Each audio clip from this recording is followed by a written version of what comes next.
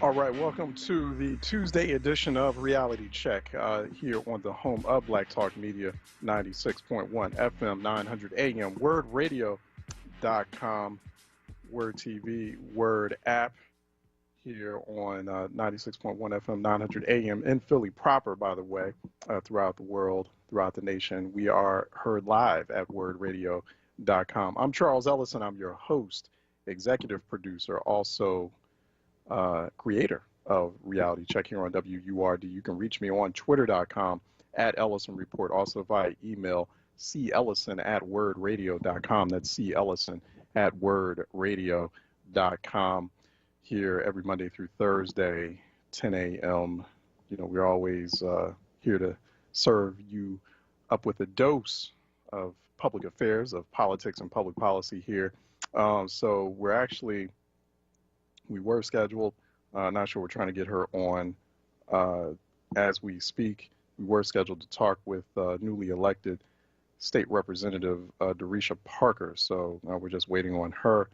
Not sure where she is, but she's just been elected and just been sworn in as the state representative for Pennsylvania's 198th legislative district. So looking forward to having that conversation. So we're searching for her now. We're just going to, the phone lines are open, of course.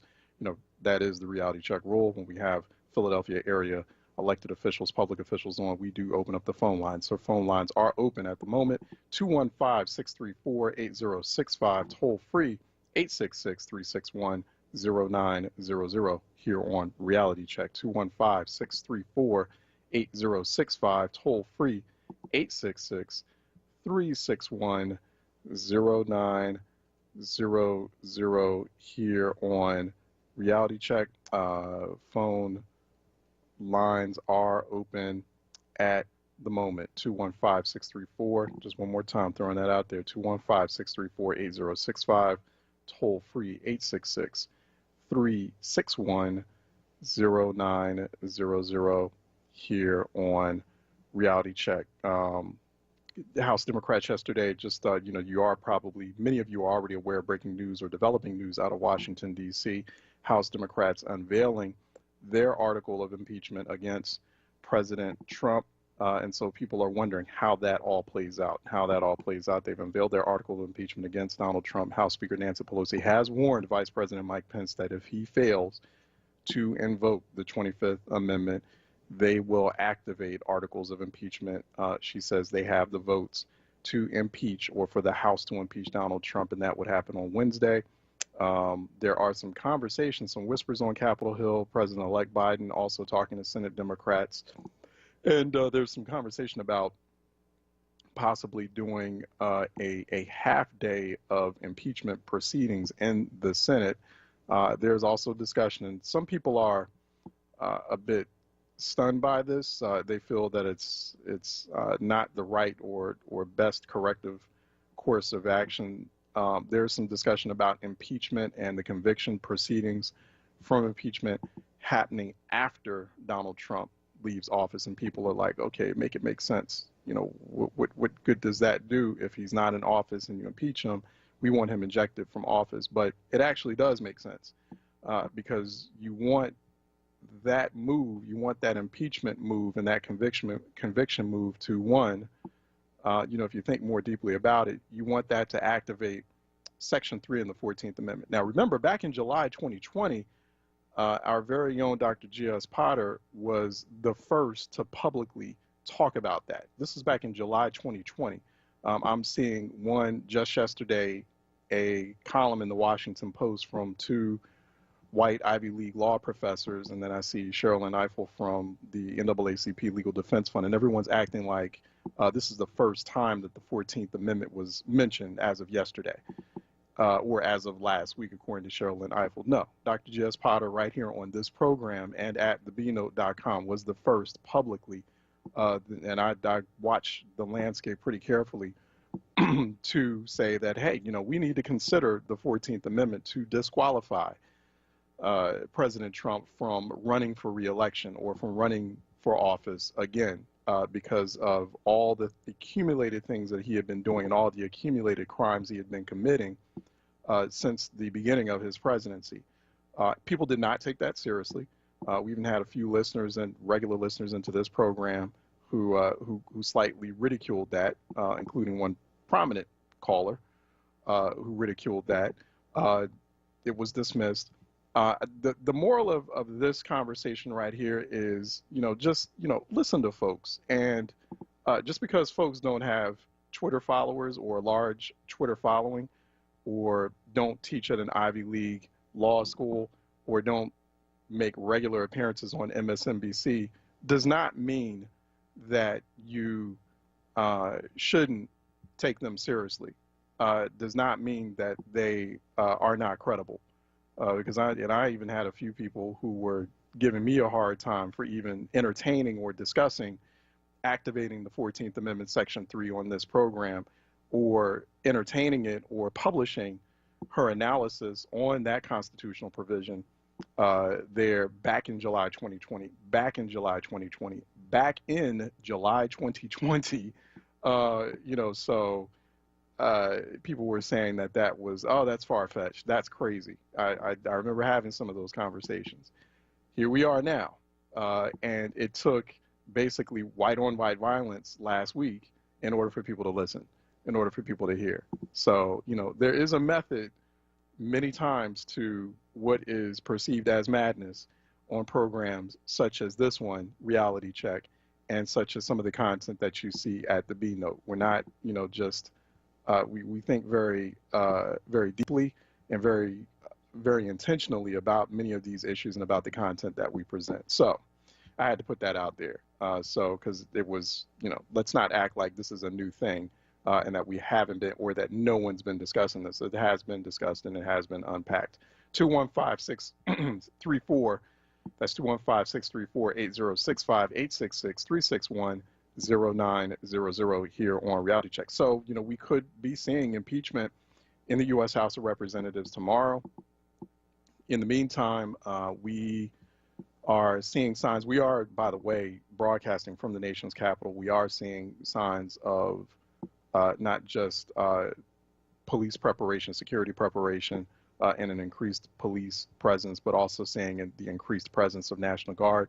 There is word that up to 15,000 National Guardsmen from 6 or 7 different states will be activated or are being activated as we speak. There is a growing or an increasing National Guard presence in the nation's capital.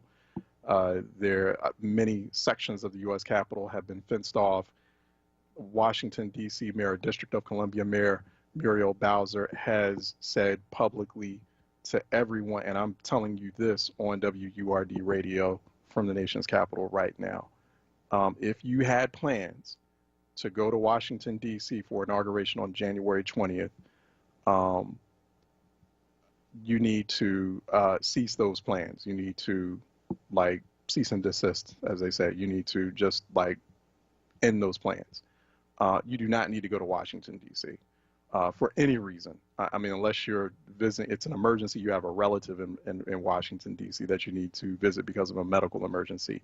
Other than that, D.C. Mayor Muriel Bowser, rightfully so, telling all Americans, do not come to Washington, D.C.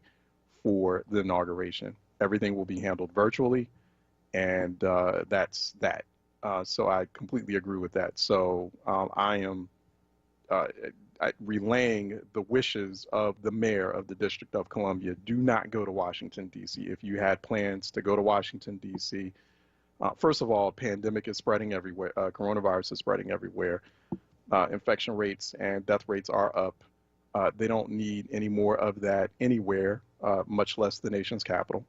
And secondly, there are reports all over of, a potential second attack on the nation's capital and on state capitals everywhere, including Harrisburg and other places, just coordinated.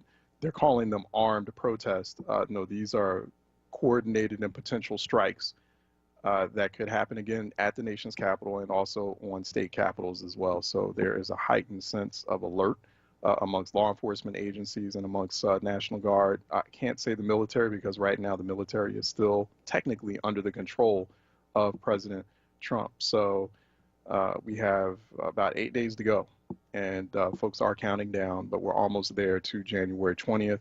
And please do not go to the nation's capital. Please stay out of law enforcement and the National Guard's way. Don't even go to Washington, D.C. if you think you're helping the situation by counter-protesting against white nationalists and white extremists who are trying to get there.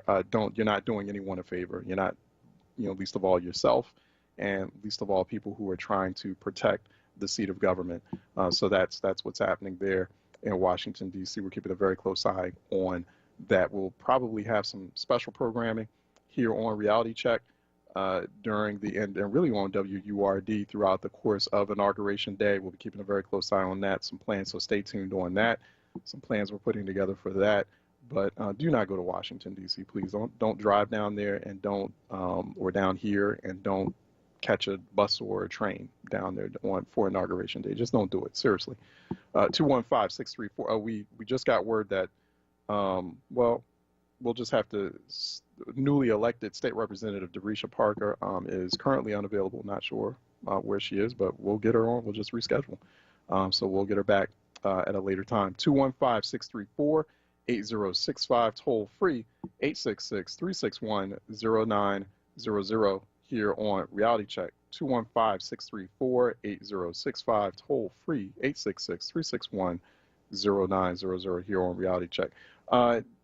Current Philadelphia police report shows that homicides remain current at 13, or remain stagnant just for a day at 13 homicides in 2021 thus far. Last year at this exact same time it was 11. So the homicide rate at the moment officially is at 18%. It's at 18%.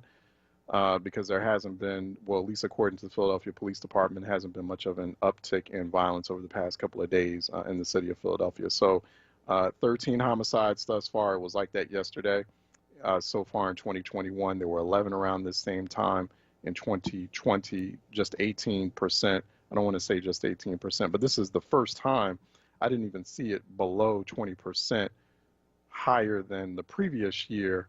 Last year when we were having this conversation, remember? So hopefully that's a very small, hopeful sign of progress on the violence front in Philadelphia. So we're watching that very closely.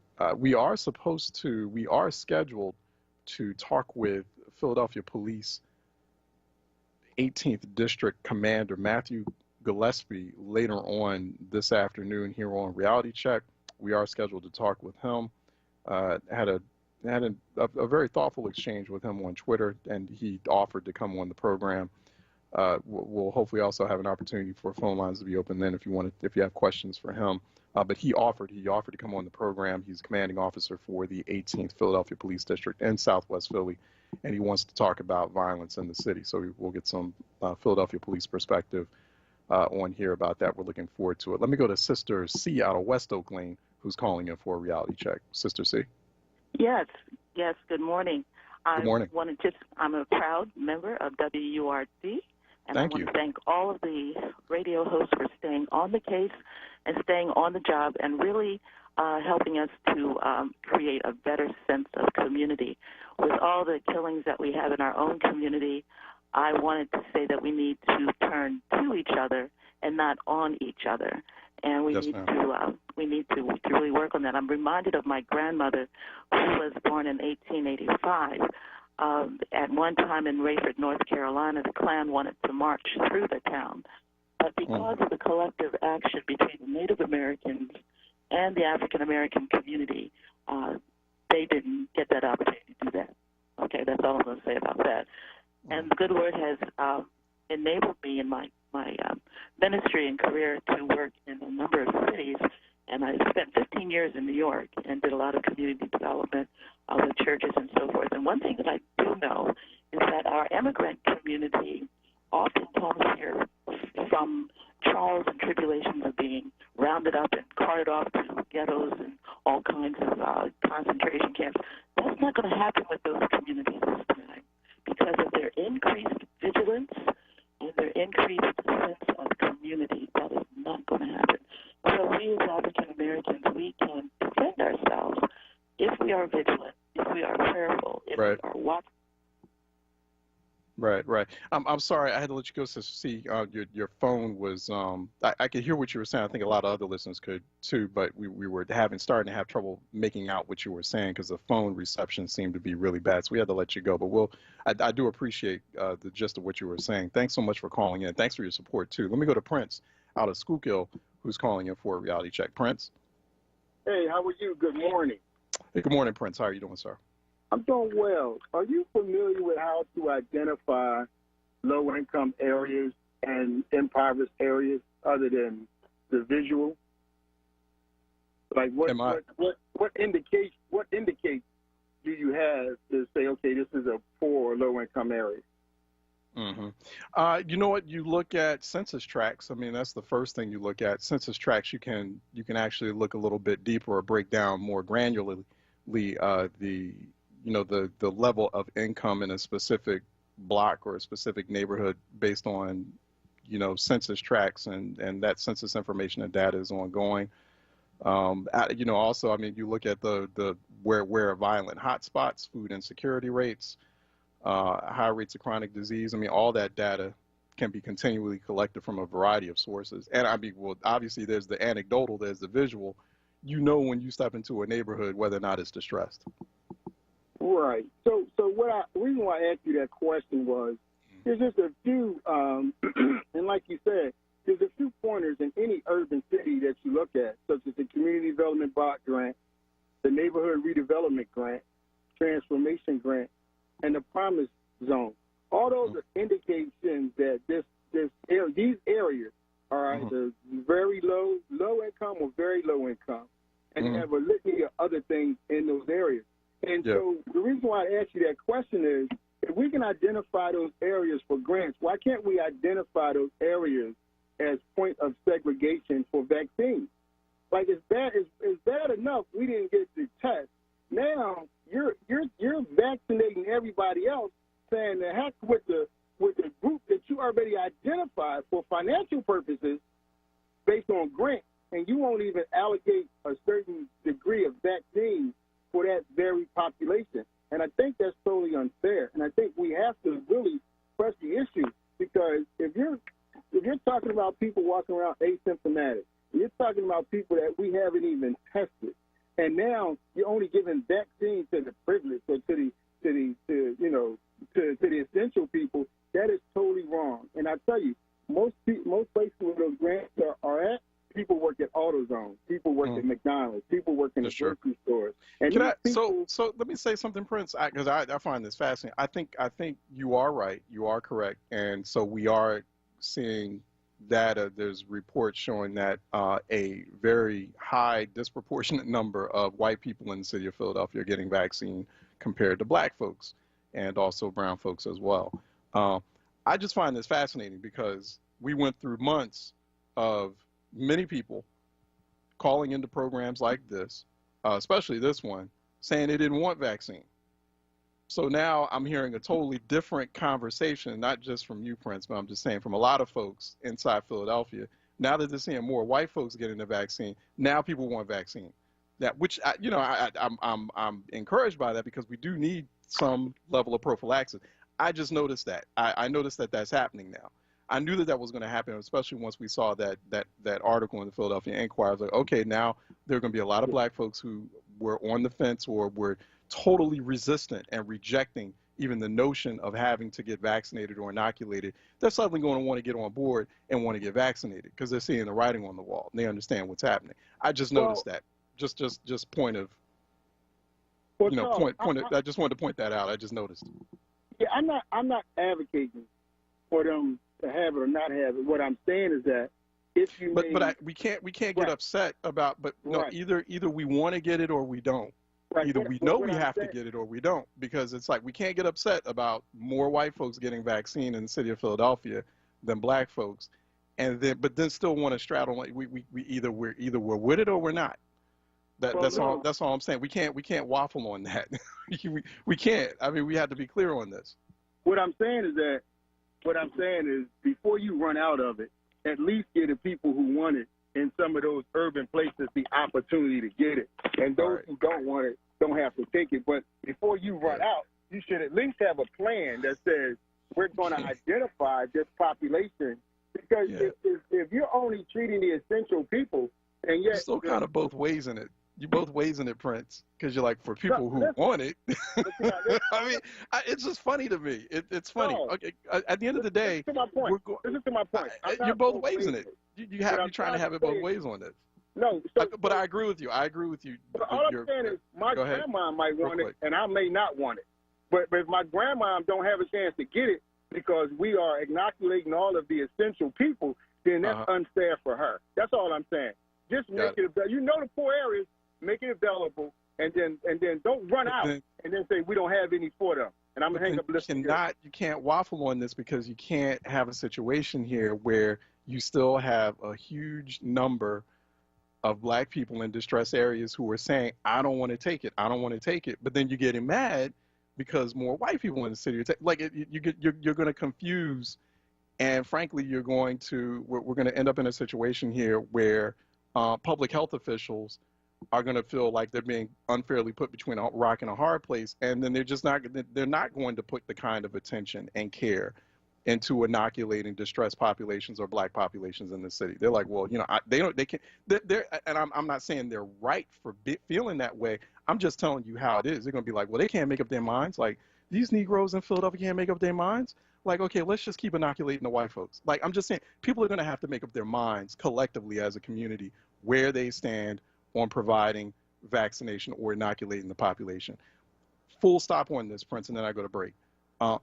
75% of the American population, of the U.S. population, has got to get inoculated for us to end the pandemic. Full stop on that. That is public health fact. And people have got to make up their mind about this and figure out how to move forward and end this pandemic before this gets. We already have a variant, a mutation of coronavirus, because we've been waffling around, we've been half-stepping on this the entire time. We can't half-step now that we're in the vaccination phase. We either get it done or we don't, or this thing gets worse and it mutates. It's as simple as that. Let me take a break, and when we come back on the other side, we're supposed to, we're supposed to talk with Parker Malloy, editor-at-large at Media Matters. We're going to talk about misinformation and disinformation, particularly in the age of insurrection, especially in light of what happened in Pennsylvania. Don't forget what happened in Harrisburg the day before what happened in the nation's capital last week. We're going to take a quick break here on Reality Check 96.1 FM, 900 AM, WURDradio.com, WURD TV, WURD app. Stay tuned. We'll be right back. Jobs, entrepreneurship opportunities, small business resources, and financial literacy. Livelihood. The new initiative from WURD Radio to connect Philadelphians to resources to help take the next steps in their professional lives. WordWorks.com features career readiness tools, entrepreneurship resources, funding opportunities, and events to expand your livelihood. Visit WURDworks.com right now and take the next step in your professional journey. Livelihood is supported by the Nightland Fest's Local News Transformation Fund, Borealis Philanthropies Racial Equity and Journalism Fund, and the Solutions Journalism Network. onWURD 2020 in Black.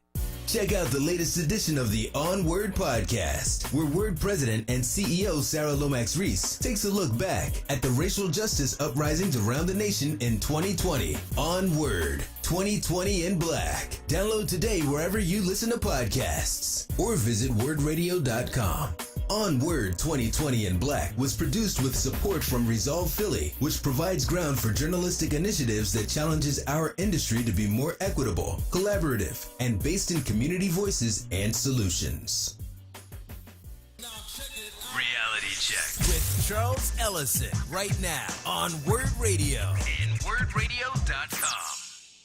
All right, welcome back we're back at it here on the Tuesday edition of Reality Check on WURD. Of course, 96.1 FM, 900 AM in Philly proper. But beyond the greater Philly, Delaware Valley area, we are at wordradio.com throughout the nation, throughout the world. Also, WURD TV. WURD TV, you are watching us live at facebook.com/4word and youtube.com/onWURD. Feel free to leave your comments in either comment section there. I'm at Ellison Report on twitter.com. Joining me now is the editor-at-large for Media Matters, Parker Malloy, editor-at-large there. Go to Media Matters. Great information there.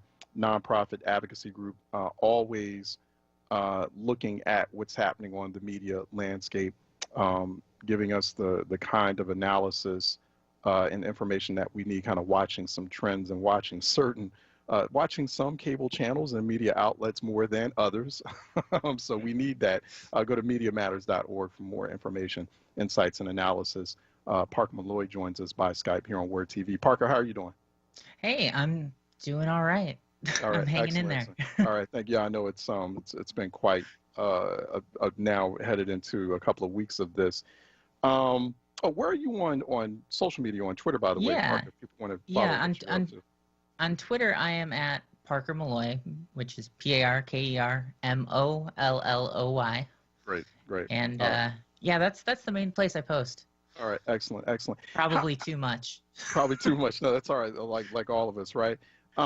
I wanted to ask you about, the violence that occurred last week, and we had seen things brewing in state capitals as well, even up to Pennsylvania and Harrisburg the day before the attack on the U.S. Capitol last Wednesday. But how much does this active disinformation, misinformation campaign or campaigns like this drive the kind of violence we saw last week? Well, I think we can all probably agree that the driving force behind the attack on the Capitol was a belief that the election was stolen from Trump. That was kind of their whole thing, and so it's impossible to completely separate that out from the disinformation that's being spread. In the more than 2 months since the election, it's just been a nonstop flood of people, ranging from the president himself all the way to Fox News, to Breitbart, to the fringiest of the fringe, basically. Really, the whole right-wing ecosystem kind of came around on this idea that the election had been stolen from Trump, that Joe Biden had cheated, or that there was all this evidence that there was fraud, but there just wasn't, and there hasn't been. And Fox News, they did a poll and found that 77% of Trump voters believed that the election was stolen. That's ridiculous. 77%. I mean, to put that in broader context, that was, 10% of Democrats thought that, which is an odd thing to think if you are opposed to that. 42% of white people, 9% of black respondents believed that the election was stolen. So, I mean, it's really focused on this very Fox News right-wing media ecosystem-centric aspect of things. I mean, they've convinced tens of millions of people that their democracy is being stolen. And if every day you wake up and you tell a group of people that, and especially when it's a group of people who are pretty used to getting their way, they're going to feel like they need to do something about that. And so that right there puts you in a position where you're really opening up the door for violence. Yeah. A bit of a primer tutorial here too, Parker, because many folks out in this listening audience, for example, they hear the names of movements like QAnon, and they may not know exactly what that means. QAnon, Boogaloo, which I'm like, who came up with that? Just, some disco co-optation, just some white guys at a frat party. I got it, Boogaloo. That's the name of your terrorist movement, Boogaloo. But anyway, not to go off on a tangent here, but what is QAnon, right? Sure, what are these movements? Just if you could give her, because you all at Media Matters have been tracking this. Yeah. Well, so QAnon basically is this conspiracy theory that based on the idea that Trump is working behind the scenes to expose Democrats as part of some sort of pedophile cabal that eats babies or something along those lines. But basically, for years now, they've been kind of promised that any day now, Trump will announce that the storm is upon us, and that will spark mass arrests of all of his political opponents. And so Q is this figure who posted on an online message board saying, I am Q and I work for the Trump administration and I'm here to kind of leave you little clues about what's going to happen. And Right. first off, if that was a thing, it would be kind of ridiculous to leave people clues for your top secret sort of operation, but that's what they believe. And it's kind of, over the past couple of years, it's gotten increasingly unhinged and, you know, detached from reality. I mean, it started Right. with this idea that Hillary Clinton was going to be arrested, which was kind of mainstream at that point because that's what Trump was saying. But now it's gone all the way out there into this idea that there are children being kidnapped and trafficked underground and they're mole children, and it makes no sense. And every day there's something new that comes up. The last week there was a story about from the QAnon kind of side of the things that Italy was involved in stealing the election, and I spent like 2 hours trying to track this to figure out what exactly they were arguing, and it just didn't make sense. And I'm someone who is like steeped in this stuff every day. Right. Right. Yeah. Parker, do we worry that, you know, so putting the amount of energy and bandwidth that you put into research, and sometimes I do that as well. Like I have to, you know, we have, for example, recent conversations on this program about vaccines. And so there's a lot of misinformation, disinformation out there about vaccines, like what's in them. You know, there's microchips in the vaccine. No, there's microchips to track the syringes, you know, which, you know, that makes sense. But do we feel like that, even that action in and of itself, do we worry that legitimizes those types of conspiracy theories when we put the kind of energy and effort into trying to debunk them and trying to, you know, let people know, hey, this is not legitimate, but the more energy we spend on them, well, then isn't there that concern or that worry that, well, the audience might think that there is something there? Right. It's kind of similar to the Streisand effect, the idea that if you take something off the internet, that it's only going to make more people aware of it. And I think that's always a concern when it comes to any sort of fringe movement. And so for a while, for probably a year or so, I think that there was just, you know, a small group of people who were really following the QAnon movement closely as it was building. But what kind of happened was as people started working from home and spending more time at home and spending more time on Facebook, it really grew in a big mainstream way in Facebook groups and in online forums like that, where it suddenly got to the point where it was too big to ignore in mainstream sort of reporting. So I think that the question isn't so much, is it worth covering? Is it worth talking about?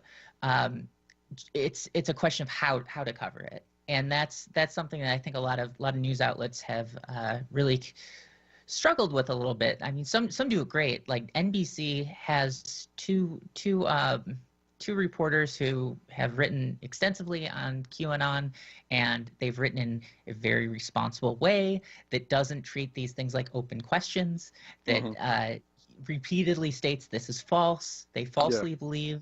You know, I think too often that when the press covers something, there's this instinct to not take a position on it, which is fine in most situations. But when it comes to a conspiracy theory about a baby-eating cabal of Democrats, you don't have to legitimize that by being like, well, here's what they believe and maybe it's true, because it's clearly not. Right. It clearly isn't. We can see that. I'm talking to Parker Malloy, editor-at-large at Media Matters. Go to MediaMatters.org for more information. How do we fight? Got you for several more minutes here, Parker. Yeah, sure. How do we fight disinformation? Like, what's the most effective way of going about this, or the most effective counterplay? Sure. I mean, it's that's really the whole question, isn't it? You know, I mean, that's you know, how do we fight this? It's more than just saying no, that's not true, and countering their misinformation. It's about taking steps to understand where people are coming from when they say they believe something that's clearly not true, and not mocking them so much as just trying to talk them through it and maybe walk them back on it. If, you know, okay, explain to me how this works. Because a lot of times if you ask someone to explain their beliefs, their beliefs in conspiracy theories, they'll kind of hit these roadblocks where things don't make sense, and then it just jumps to something else. Right. And if you're having, and this is if you're having a one-on-one conversation with someone, and you can kind of say, wait, I don't understand that part. You know, if you can have them try to walk it through, you might kind of plant the seed that what they're saying doesn't make sense. But on a larger scale, I think it's a matter of it depends on who you are. If you're Facebook, that means not showing so much content that promotes this, and not making sure your algorithms aren't driving people to these extreme areas, which is kind of the issue with social media in general.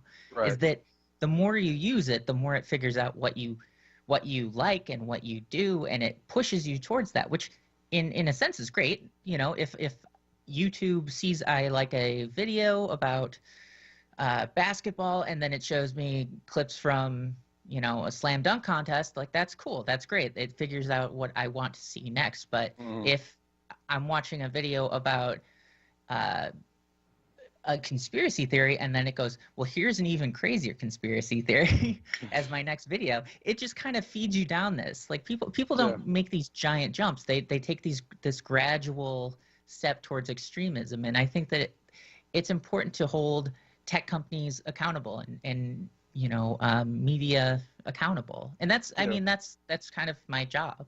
do you think, I mean, in terms of that accountability response, do you think with social media platforms like Twitter, I mean, they should have done this a long time ago. Yeah. I feel like it's essential. They need to do it, but it's not really being done because they know they have to. They're being sincere about it. They're worried about the liability dimensions of keeping certain people like President Trump on their platforms. But do you feel like this was the essential needed response? That's one. And then I guess part two of the question is, should we be worried about, you know, some people out there, I'm not one of those people, but some people are saying they feel unsettled about what this, how this affects or impacts the First Amendment or freedom of speech. Yeah. Sure. Yeah, I mean, I didn't think that Twitter was ever going to get rid of his account. I didn't think that was right. in the realm of possibilities. Right. Because they barely, for years, they've come up and they've tried to find different ways to kind of dance around having to actually enforce their rules. They've created new rules for him specifically on a number of occasions.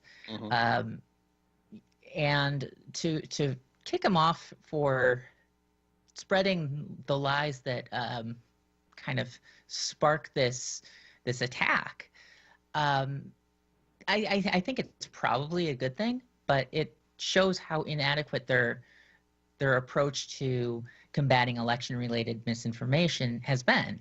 To put little labels saying, oh, a different outlet called this election differently, or this is a disputed claim of fraud, or something like that. Like those weren't really creating a high enough social cost on there. And this was something that the Trump campaign did during the election. They would post something that just wasn't true, and Twitter would put its little label on it, and that would be it. There was no broader cost to telling misinformation. You know, if you do that on, you know, if you invited me on the show and I came here and I lied for 15 minutes, you probably wouldn't invite me back. But on, you know, and the same thing goes for, you know, if you're a Trump campaign spokesperson and you get invited to go on a TV show and you lie or you deflect or you misinform, they're probably not going to have you back. But on social media, if the only consequence is that you're going to have a tiny little label, there's no incentive to not lie, to not spread misinformation. So they kept doing it and kept doing it. And you saw this happen after the election, to the point where now there was an attack on the U.S. Capitol, which is still something so bizarre to wrap my head around. When it comes to the First Amendment aspect of things, one thing I'm worried about, just, and I'm just speaking for myself here, is that yes, it is tricky to find this balance between how do you deal with these platforms that have so much power? Yeah. And they're in the hands of just a few people. And I've for a long time I've said that if Mark Zuckerberg picked a random person on the planet and said that person's going to be the next president and really just leaned into it, I really think that person would have a shot at being the president, even if it was just some random person. Because when you control Facebook, or you control Twitter, or you control the larger, media outlets in the world, it's a lot of responsibility. And I think that it's tricky to walk that line. I don't think it's necessarily a First Amendment issue. I think it's more an issue over how large companies can be, how large they should be allowed to be. Antitrust sort of look at it rather than trying to compel them to do one thing or another. Got it. Interesting. We got to bring you back and talk a little bit more about that. We ran on time. Parker Malloy is editor-at-large at Media Matters. Go to MediaMatters.org or at Parker Malloy, Molloy, on Twitter if you'd like to keep track of what she's talking about and the analysis that she's doing there for Media Matters. Parker, really appreciate your time. We're going to bring you back, talk more about that. That last point is very interesting. And it is leading into a bigger conversation. Folks are happening, and we need some clarification on exactly, okay, well, what is freedom of speech? What is the First Amendment? How does that apply to this situation we find ourselves in now? But thanks for your time, Parker. We'll talk to you again. Take care. Be safe. Thanks for having me. All right, let's take a break. When we come back on the other side, let's open up phone lines, 215-634-8065, toll free 866-361-0900 here on Reality Check. Let's take a break and we'll be right back.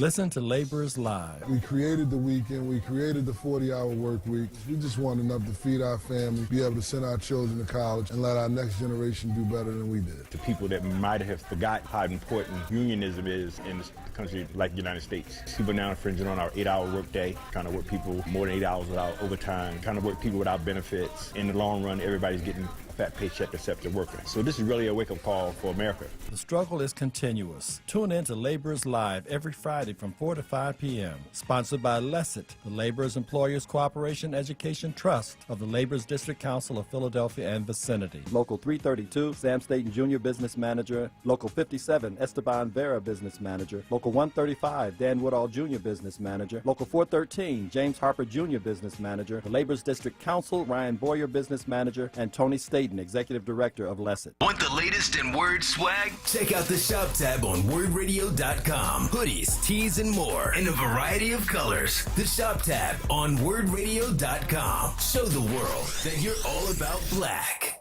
Talk media. Reality Check with Charles Ellison right now on Word Radio and WURDradio.com. All right, welcome back. 215-634-8065. Phone lines are open at 215-634-8065. Toll free 866-361-0900 here on Reality Check. Also, urban planner Pete Saunders will be joining us next in the 11 o'clock hour. He's scheduled to join us from Chicago. 215-634-8065. Toll free 866-361-0900 here on Reality Check. Just good morning to everyone. Good morning, Michelle Tulloch Neal. Appreciate you. Malcolm White listening and watching from Westmount area. Good morning. Nasir Butler. Good morning. Tom Bryant. Good morning. Joyce J. Barnett Brown. Good morning to you. Can you put the Could you put the crap back in the egg? I don't know what that means, but thanks for listening in and watching us, tuning in to Reality Check. Andre Terry. Good morning. Rise and shine back at you, Casa Husera. And Phyllis Williams, good morning. Shirley Carter, good morning. Top of the morning to you, Renee Mills and Ruben Mills, good morning. And Dolores Davis, Gwen Purnell. It is not my birthday, Dolores, but I appreciate you. You're a little bit ahead of time there, so not until March. We're getting there. Louis Ruben Marks, good morning to you. Good morning, Diane Fassett. Rashad Bey, I didn't talk over Prince. I do give everyone their chance to speak, but yeah, Prince didn't directly mention white folks, but I knew with that start, and he did acknowledge like what his argument stemmed from. I didn't actually disagree with him on the principle of the argument. Yeah, he's right. There should be equitable vaccine distribution, and it should be, and that distribution should be increased in the hardest hit areas or for the hardest hit population groups. We totally agree on that. It's just that we can't have it both ways on this. First of all, you can't put public health officials in a situation where you say, oh, hey, you know, we see that you're giving a disproportionate share of vaccines to white people in the city instead of the people who are hardest hit by coronavirus in terms of their health and also economically as well. The vaccine, you really should be prioritizing the most distressed, most impacted populations, most distressed areas. You can't on one hand say that, but on the other hand say, oh, not so sure, or have a bunch of people, or give people the option of saying, oh, not so sure if we should take that vaccine. No, you should be making every effort to communicate with people and inform them about the risk of the vaccine, and just letting them know, like Dr. Chris Colbert said on here yesterday, he made a very good point. The side effects of COVID-19 itself, catching it, are much, much worse and more deadly than the side effects of the COVID vaccine. And we've had people on this program who've actually already taken the vaccine. And just, making sure you're having that constant conversation where you're, one, acknowledging past crimes, and also the medical racism that still is in existence in our medical system. Acknowledge that conversation. Make sure you're conducting oversight of that conversation. But you can't have it both ways on this, because this vaccine, you've got to keep this vaccine stored. You got to keep it frozen. You can't then have like a bunch of vaccines shipped or ready for a particular community, but then a huge bulk of that community doesn't want to take it, and then suddenly vaccine goes to waste. You can't. That's why I have to. I'm going to be a bit, slightly belligerent on that point, because let's make up our minds on this, right? Like, either you want, because I've been hearing this since yesterday, and I'm having like offline conversations with folks who are like, oh, with folks who would like chastise me about like having a vaccine conversation, or feeling like, you can't, we still need to have a conversation about the vaccine. We don't trust it. We're not taking it. And now suddenly there are people who are like, oh, well, that's not right, which they are correct for reacting that way. It is not right that mostly white people in the city of Philadelphia right now are getting vaccinated. But collectively, the black community now is going to have to, we're reaching a tipping point where we're going to have to make up our minds collectively about how we're moving forward on this pandemic and on the question of the vaccine. Unfortunately, that's where things are right now. And so it is, yes, it's incumbent upon folks like me to try to inform people, to try to be as complete and truth-driven in that conversation about vaccine as possible.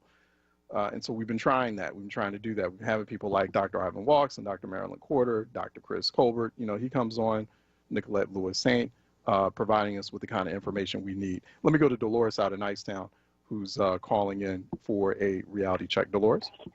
Hi, Mr. Ellison. I called you before, and I talked to you about my neighborhood. I am in a neighborhood that's in, as they say, distress, because I called before about the trash in the neighborhood. That was like Broad and Pike, and the trash is from Old York and Luzerne to Pike. And it's just like, I'm calling because, my neighborhood is definitely one of the neighborhoods that's really, it's distressed. It's really, it's so bad that, I'm trying to get help. I'm calling down to, I think the councilman's office. Who's your council person, if I mind? If you don't mind I'm thinking it's Darrell Clark. I think they said. I'm not sure. Not sure. Okay. Do you know what district you're in? You don't know what district you're in? What district am I in? Yeah. Okay, see. Not sure. Let me explain, Mr. Ellison. I'm from the South, and I'm in Philadelphia. I'm from South Carolina. I have never been into, all the politics and, whatever. of, this.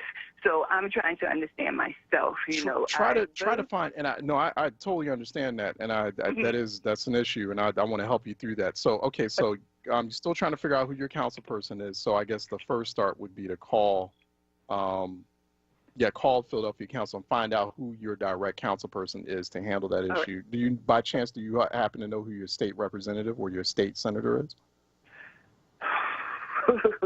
I know, and don't feel embarrassed, Dolores, because you're not the only one. And so, like, we have to figure out a way to help people understand, because that's the first big step. Once you figure out, yes, I would say that's why I'm calling you, Mr. Ellison, because I am trying to understand. I want my ducks in a row, and I want to know, what I have to do, because I'm living in a neighborhood that I've been living there for years. It's gotten worse, not better. Right.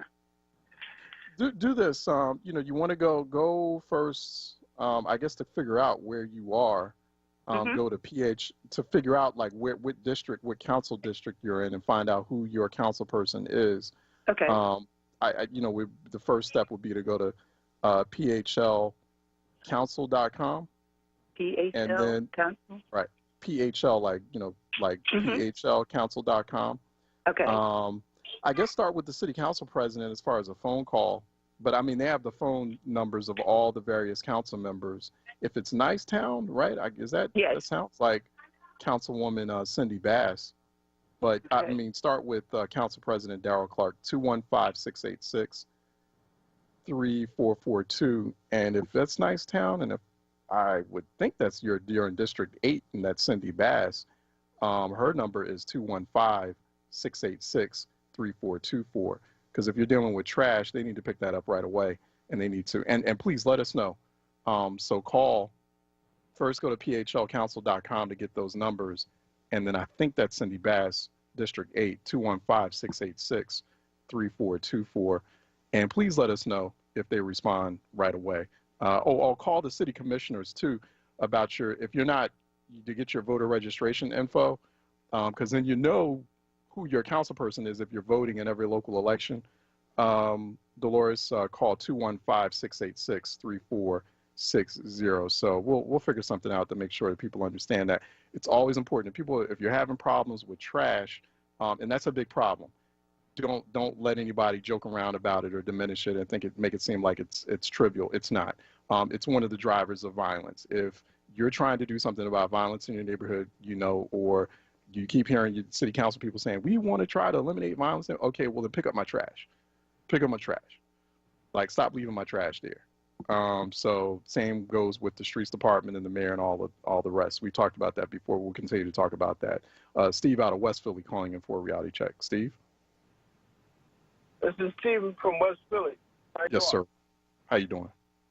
Yes, I was calling because I found it kind of funny that we as a people would be begging for lethal injection. There's a brother. Most of this vaccination is based on a PCR test, and a guy by the name of Kerry Mullis, M-U-L-L-I-S. Kerry Mullis. He was the one that invented the PCR test, and he said that the test is not for that. He also said that if you amplify the test enough, you'll get 100% of positive results on anything. So people can look him up. His name is Kerry Mullis. So most of this, the vaccinations and the push for the vaccination is based on a positive test of the coronavirus. No, it's not. I mean, I'll probably bring a doctor back to answer that direct. I appreciate you raising that question. It's been asked before. There is some misinformation floating about, Stephen, about the PCR test. The big question is, if you get vaccinated, will you become a false positive for the COVID-19 test? That's what that stems from. And that includes the PCR test, the antigen test, or the antibody test. Those are like 3 different COVID-19 tests. This is what the medical professionals and pros, and this has been fact checked, have said. Receiving the COVID-19 vaccine will not affect the PCR antigen test results, since these tests check for active disease, not immunity. There is no virus present in the mRNA COVID-19 vaccine. The vaccine is intended to induce an immune response. So the serology test, the antibody test, may be positive in someone who has been vaccinated, but no, you won't. That's what folks are saying. That's from the University of Nebraska and also University of Central Florida. There's a number of universities, research institutions, medical institutions, which are saying this as I speak. No, the vaccine won't cause you to test positive on a COVID-19 viral test, such as the PCR antigen test. However, you may test positive for the antibody test due to developing an immune response. That's what that is. So if you're going to test positive after they give you the vaccination, then what good is it? You're not going to test. I just told you you're not going to test positive. Well, there's plenty of people and there's plenty of. Where are you getting that information? Where did you get that information first?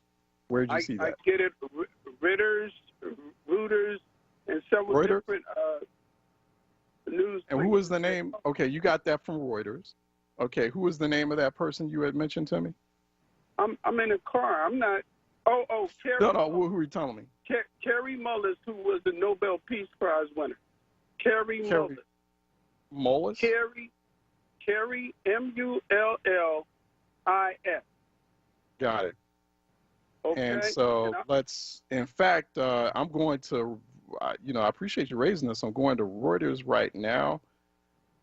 Fact check, inventor of method used for tests for COVID-19 didn't say it can't be used in virus. This is Reuters staff. Didn't say it can't be used in virus detection. The verdict of this fact check has been changed from false to misleading to reflect that the quote examined may have been a fair reflection of Mullis's views, if not a direct quote. The body of, let's see. I'm going to look at that real quick because it seems like there's some confusion. I didn't hear about Kerry Mullins.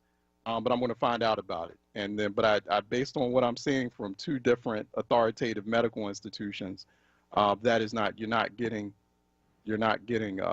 positive COVID-19 from COVID-19 vaccine. So we'll clear that up. But no, thanks, Stephen, for calling it. I got to actually let you go because I got to go to break, and we have to go into the 11 o'clock hour, and we have coming up Pete Saunders coming up next here on Reality Check 96.1 FM. 900 AM, WURDradio.com, WURD TV, WURD app. Stay tuned. We'll be right back.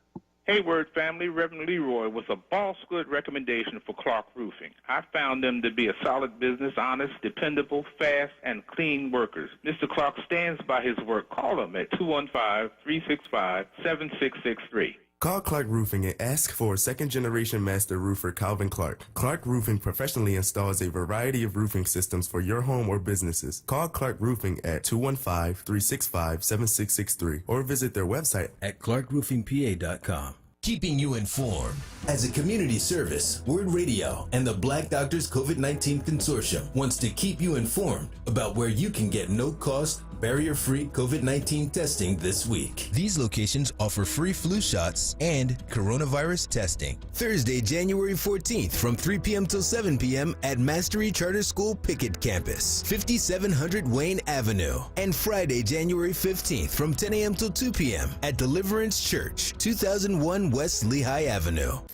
Stay informed and stay well with WURD Radio. 96.1 FM and 900 AM WURD.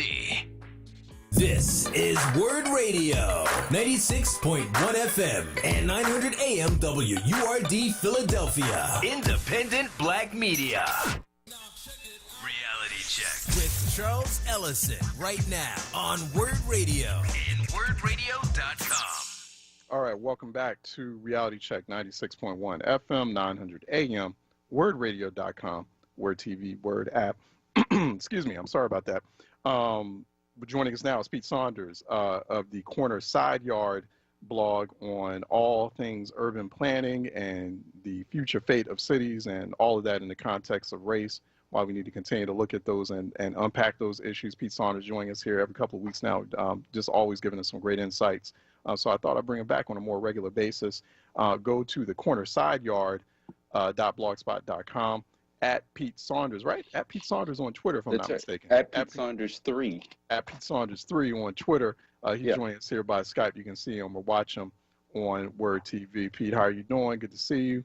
So hope all is well and safe. Okay, great. Join us from Chicago. Also, a longtime urban planner, works up there in the Chicago area. Last time we spoke, Pete, we were talking about how cities plan for or respond to crises like uprising, unrest, riots, right? And then we saw what happened in Washington, D.C. last week. Right. City of D.C. preparing for the potential for more of that. They're going to be more prepared this time, it seems, based on what we're seeing here in Washington, D.C. on January 20th. What were you thinking when you saw that attack, and in terms of how cities like the nation's capital and other cities? I remember that story you talked about when you were in downtown Chicago and then the bridges were let up. Right. How cities prepare for unrest or even outright attacks. And then we're looking at this now in 2021. Do you think cities are thinking deeply about that in this day and age? Well, I definitely know cities are thinking deeply about this, but this is a different type of threat. The threats that we saw over the course of the summer were a little bit different in terms of what they presented, I think, in terms of what cities had to respond to, meaning that, there was a lot of frustration and anger that was related to police brutality, police killings. Right. And then there was, a lot of destruction as a part of that. However, this is far more coordinated, far more supported by military type people, and really has the purpose of undermining our democracy. So that's what's really scary about it. Right. But cities are definitely preparing to do what they can. I think they're using many of the same tactics and strategies that they've used before, but they're also going to be relying much more on National Guard forces and others. I think I heard this morning that some 15,000 people, National Guardsmen, are going to be at the inauguration on the 20th. So that's an amazing number. I think it says a lot about what the threat is to America right now. It does. There's a movie that comes to mind that came out a few years ago. If people have Netflix, they should watch it. It's called Bushwick.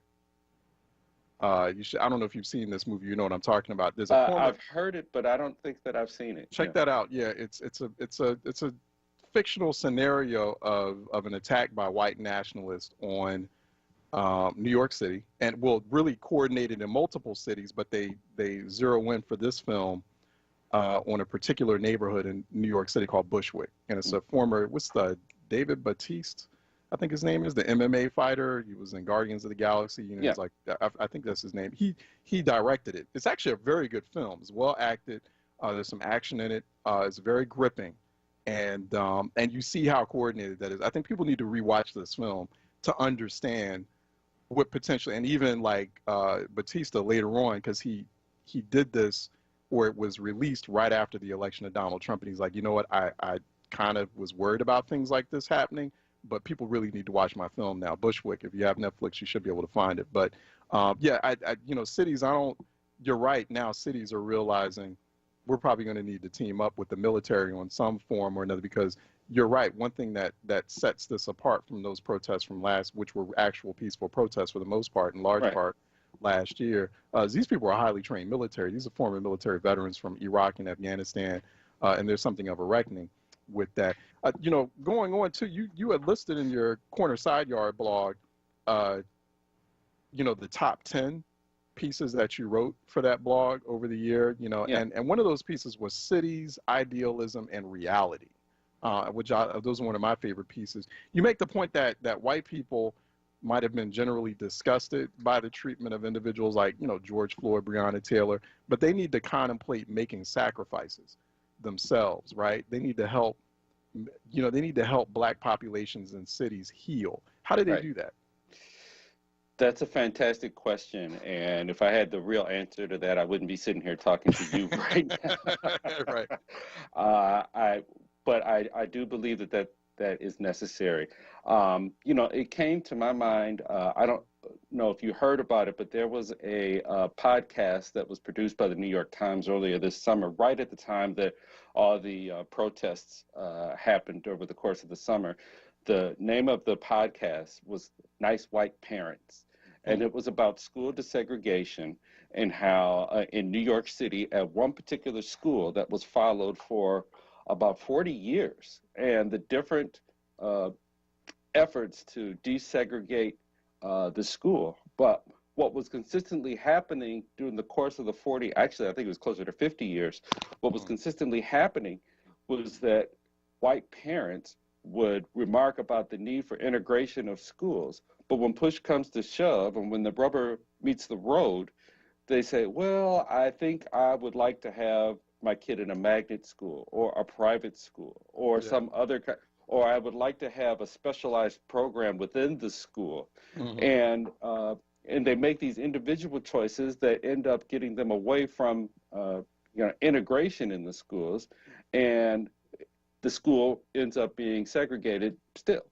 Yeah. And I think that that's what happens a lot of times. There are people who are disgusted by George Floyd, Breonna Taylor, and all the others that have been killed, but they don't necessarily know what that next step is, and they're not prepared to make that sacrifice. I even think that that goes down to the way that we see gentrification in our cities too. I think the sense is that people will move into communities, but they don't integrate. Actually, it's kind of flipped in a way. People, often white, affluent, former suburbanites who are moving into city neighborhoods, move into that area and often choose not to immerse themselves into the character and of that community, and they decide to create a new one. I think that what we need to see happen is more of that coming together. I don't know what needs to happen to bring those groups together. Yeah, it's quite a tricky question, because on one hand, like, you want like those new whites that move into those neighborhoods to respect the cultural makeup of those, the cultural legacy, the history of those neighborhoods. But on the other hand, you'll get tensions, you'll get rejection from the original neighbors or the original folks or residents of those neighborhoods who are like, okay, well, we don't want you co-opting what we have. There's that conversation. That's exactly. They're like, we don't want a white face on our cultural legacy and cultural history. Those tensions are very real, and they're there. And somewhere there's got to be kind of that happy medium. I have to ask you about this piece. Because I've always wondered about this. I've always wondered about the value, the merit, and the overall kind of ethics of house flipping. You know what I mean? Because a lot of this is driven by this need for this kind of HGTV-driven philosophy of the virtues of flipping a house. But I'm like, the house flipping is what drives a lot of these tensions. And maybe I don't want to flip a house. Maybe maybe there are people who just want to just upgrade where they live, and does a house flipping or a collection of house flippings in a particular neighborhood, especially a black neighborhood, does that mean that suddenly all the prices, all the real estate prices and taxes, all that has to skyrocket suddenly? I wonder about that, and I wonder about how do we better regulate that so we guard against mass displacement of people. Yeah, that is a great question. I think that house flipping is something that can have a negative impact on communities. I think the other thing that ends up happening quite often is house investors, people who buy a home with the intention of renting it out and become absentee landlords once they purchase a property. I see quite a bit of that in the Chicago area. And what ends up happening is there are people who want to become homeowners, but they're not able to. And there's people who want to be able to benefit from that income, but are not selling those homes. So I see problems on both sides.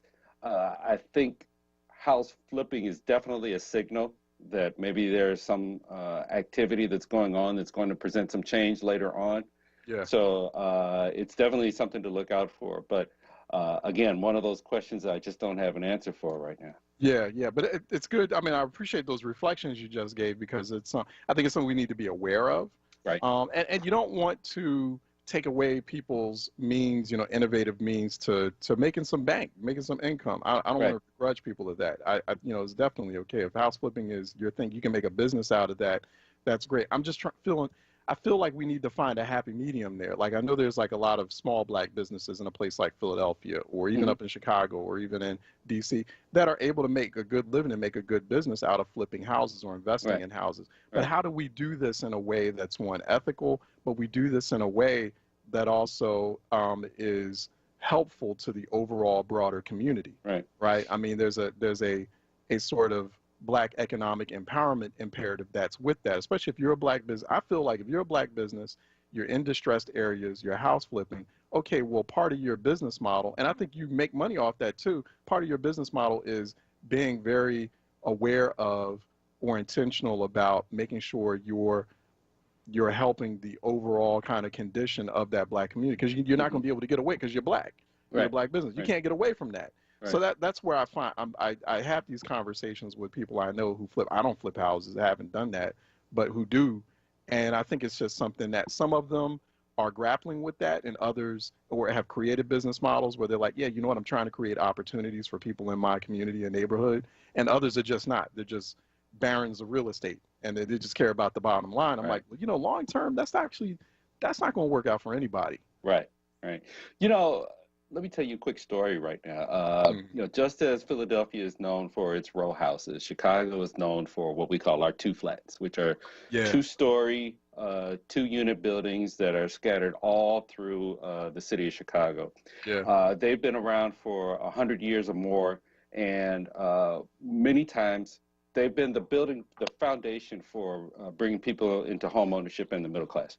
Well, anyway, they're disappearing in Chicago, and partly that's because there are people who buy them and convert them to single-family homes, and they double the space. Or there's people, or in other neighborhoods, particularly on the south and west side, they become vacant, they become derelict, and they get torn down. So the number of critical housing structure in Chicago is decreasing. I worked on a planning effort on the near west side of the city, and it was a project in an area that was undergoing some gentrification and a lot of tension between residents. Not only was it affluent white residents who are moving into the community in new condos, but it was working class and middle class homeowners who were in the area, mostly black, and as well as public housing residents, and each was thinking of different ways to maintain their presence there. The two flat became something that was really looked upon as a tool to bridge that gap between one community and the other.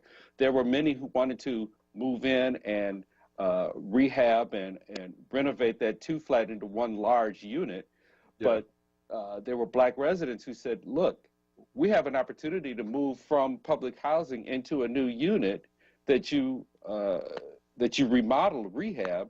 Why would you keep all of that for yourself? So maybe within that whole, and that became something that was really done on some of the big corridors that have lots of two flats on them in the near west side. So maybe that's part of that kind of sacrifice that we were talking about, that people, that whites are going to have to make to be able to find their way and immerse themselves in the community, but also maintaining our presence and our character and our soul in the community.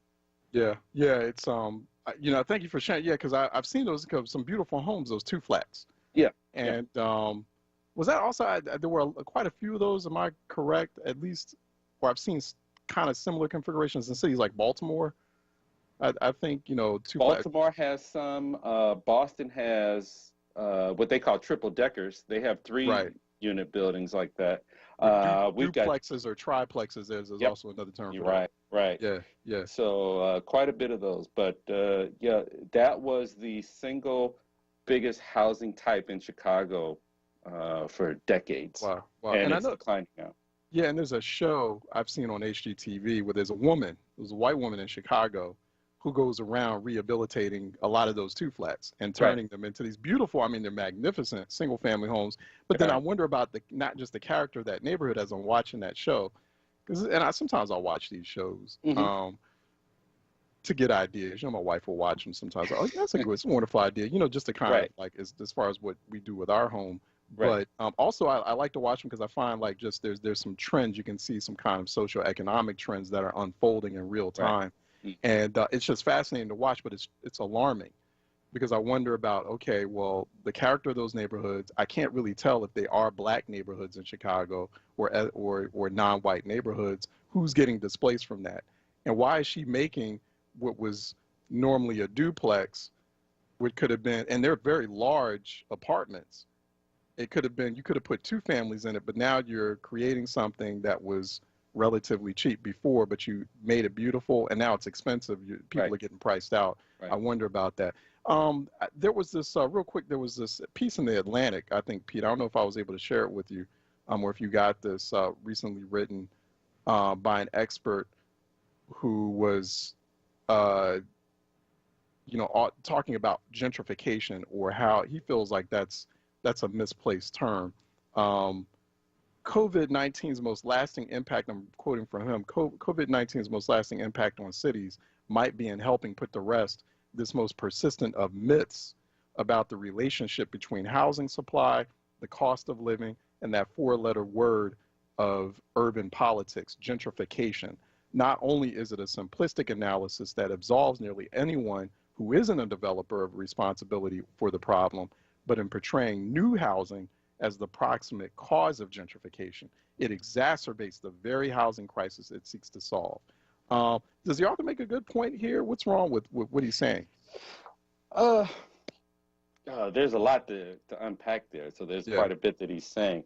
I will say that there are a lot of urbanists who say, the answer is more housing. And that is definitely the case in a lot of the areas where the housing pressure is really, really strong. New York and San Francisco, in those areas where housing prices are so high. But the fact remains that if you look at major cities nationwide, distressed communities are growing at a faster rate than gentrified communities are. There are more communities, neighborhoods, census tracts that are becoming poorer than there are neighborhoods, communities, census tracts that are becoming richer.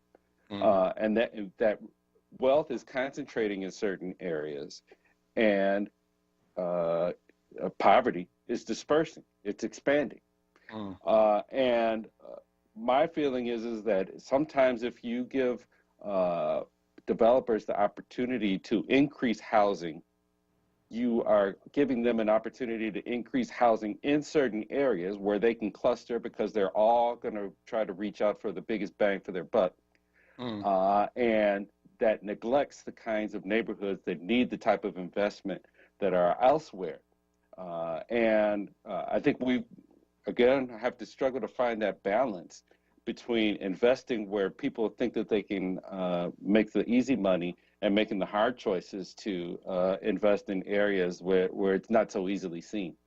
Yeah, that's thank you for that. I think that's we do need to have more. Maybe when we bring you back, we'll expound on that, talk a little bit about it more. I don't know, Pete. I feel like the author of that piece in the Atlantic. This came out recently, and in fact, it's came out January 2nd. Jacob Anbender, he's a PhD candidate at Harvard. The name of the title is "The Pandemic Disproved Urban Progressives Theory About Gentrification." I feel like I want to bring both he and you on. Like, I just want to have like this really thoughtful exchange about that, because when I read it, because there is kind of this new movement that's sort of emerging, at least rhetorically, intellectually. No, gentrification, it doesn't exist. It's not going, but you just said it, like poverty is growing. Right. Even in the outer rings, that is dispersing out into the suburbs. That's as a result of what we're seeing.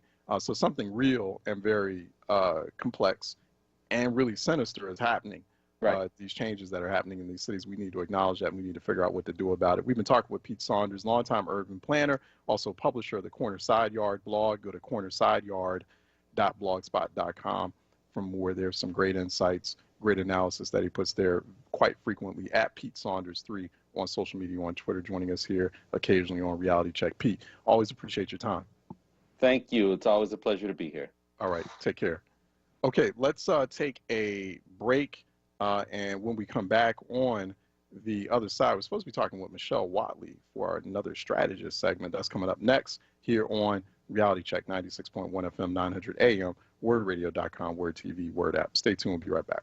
Listen to Laborers Live. We created the weekend. We created the 40-hour work week. We just want enough to feed our family, be able to send our children to college, and let our next generation do better than we did. To people that might have forgot how important unionism is in a country like the United States. People now infringing on our 8-hour workday, kind of work people more than 8 hours without overtime, kind of work people without benefits. In the long run, everybody's getting a fat paycheck except the worker. So this is really a wake-up call for America. The struggle is continuous. Tune in to Laborers Live every Friday from 4 to 5 p.m. Sponsored by LESIT, the Laborers Employers Cooperation Education Trust of the Laborers District Council of Philadelphia and vicinity. Local 332, Sam Staton Jr. Business Manager. Local 57, Esteban Vera Business Manager. Local 135, Dan Woodall Jr. Business Manager. Local 413, James Harper Jr. Business Manager. The Laborers District Council, Ryan Boyer Business Manager, and Tony Staton, Executive Director of LESIT. WURD Radio presents the following wellness tip to support our listeners with mindfulness and motivation as we continue to navigate the pandemic together. Hi, this is Halana, your resident health and wellness coach with tips to help you stay well. We breathe every day and have been doing so since before we were born. But wait, let's think about this for a moment. Something as simple as breathing can enhance our health and well-being. When we breathe mindfully, we slow down, take deep breaths, and activate our parasympathetic system to relax our bodies. Mindful breathing goes like this. Number 1, find a comfortable place to sit still for a few minutes. Number 2, close your eyes and relax your hands on your thighs. Number 3, take a deep breath in and count to 3. Then exhale your breath and count to 3. Do this 5 times. We sometimes think mindful breathing has to be an intense experience, yet even just a few minutes a day can make a big difference. Go ahead and try it today. Stay well with WURD. Happy living. Stay well with WURD. Connect with us at WURDradio.com. Reality Check with Charles Ellison right now on WURD Radio and WURDradio.com. All right, welcome back to Reality Check 96.1 FM, 900 AM, WURDradio.com, WURD TV, WURD app. Also, breaking news out of Washington. We have news of a third House Democrat who is testing positive for COVID-19 after the attack on the U.S. Capitol. They were not riots; they were an attack. This was a coordinated attack. Plenty of evidence suggests such. The attack on the U.S. Capitol. Illinois Representative Brad Schneider now saying Tuesday he tested positive for COVID-19 after pro-Trump insurgents forced a lockdown at the Capitol last week. So he's the third Democrat who's announced contracting the virus since that attack last week. Don't let people tell you that it's a riot. I keep reading news reports where some of these news outlets are like, oh, it was a riot. It was not a riot. It was an attack. Every aspect of it. It was the most successful attack and infiltration breach of the U.S. Capitol since 1814. British troops did that and burned the Capitol down back in 1814 during the War of 1812. It happened again last week. Well, they just didn't burn the Capitol down, but they definitely, it's a lot worse than, I'm talking to a lot of people. I don't work on Capitol Hill anymore, but I'm talking to a lot of people who were there and saw a lot of what happened and seeing multiple news reports. It was a lot worse than a riot. It was an attack. But Brad Schneider, Bonnie Coleman, black congresswoman from New Jersey, right across the bridge from Philadelphia, also was the first to announce. She's 75, a cancer survivor.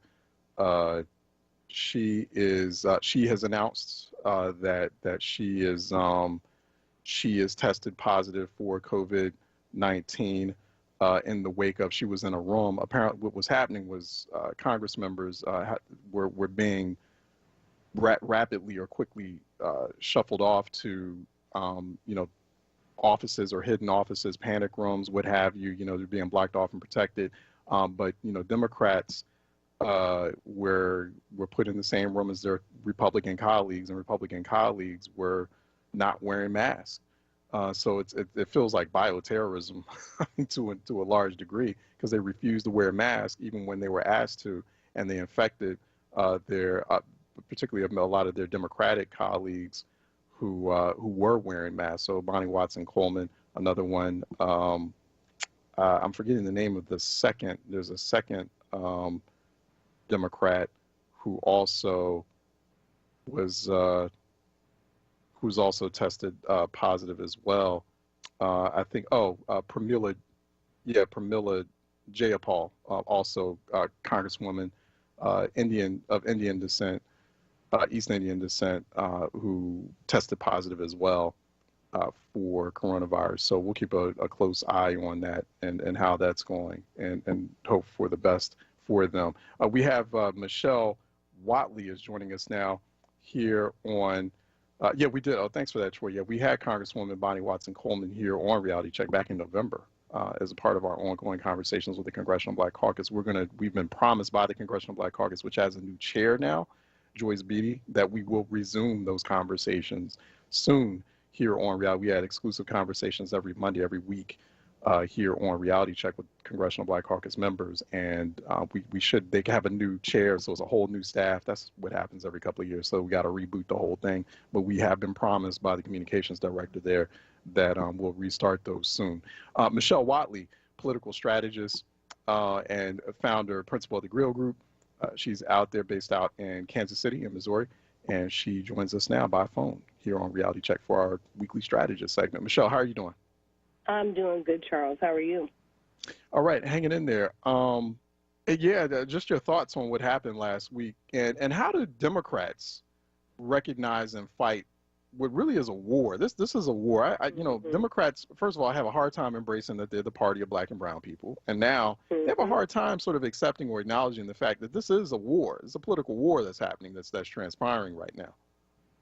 It is, and the failure of anyone to recognize this for what it is what's going to make it difficult for them, whether it be Dems or anyone else, to work past this. And I think coming to terms with what black people have known for years, but people are just now starting to see, is going to be key. We are at war. We have domestic terrorists. Black people have known these domestic terrorists for centuries. We know them as white supremacists. What happened at the Capitol was a domestic terrorist attack. And the telltale sign that folks have not come to terms with this is what you alluded to earlier, is how this is being reported. The initial reporting even today is, calling domestic terrorists protesters, or calling it a revolution and their fight for freedom of speech, when this is essentially a domestic terrorist attack. If this same situation occurred in any other country outside of the United States, we would be reporting it as a coup or insurrection or a domestic terrorist attack. And the fact that we're not shows that we still have not come to terms with that. And because we haven't come to terms with that, we won't see the swift and decisive action that needs to be taken to ensure this doesn't occur again. How you know that's taking place? Well, they're talking already about another attempt on not only the U.S. Capitol, but capitals across the United States on the 16th and 17th. The only reason why that's even being discussed or that's a possibility is because there hasn't been swift and decisive action to shut this down. And so the lack of the ability of leaders to really come to terms with this, the lack of the ability of media to call this what this is going to be the reason why this continues unchecked. Yeah, it is. I'm bristling at the descriptions of it as a riot. It's not a riot. It's an attack, y'all. I mean, there were people there that were armed. Pipe bombs were placed in certain parts of the Capitol. People were dressed on the ground. Nooses.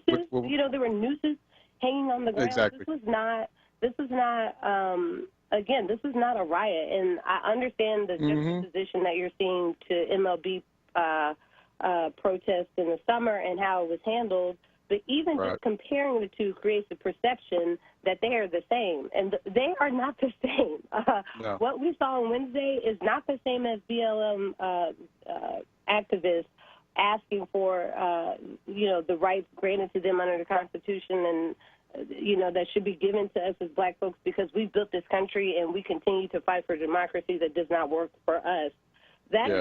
We are not the same, and so to even put them in the same sentence or to put them side by side is a disservice to the Black Lives Matter movement, and continues to couch this domestic terrorist attack as simply protest riots, and allows for milquetoast narratives to continue to rise to the top. Yeah, something you just said here too, Michelle. We often talk about just in the larger conversation space. We as a black people, as a black community, we continue to fight for a democracy that just doesn't work for us. I feel like it's not so much that, right?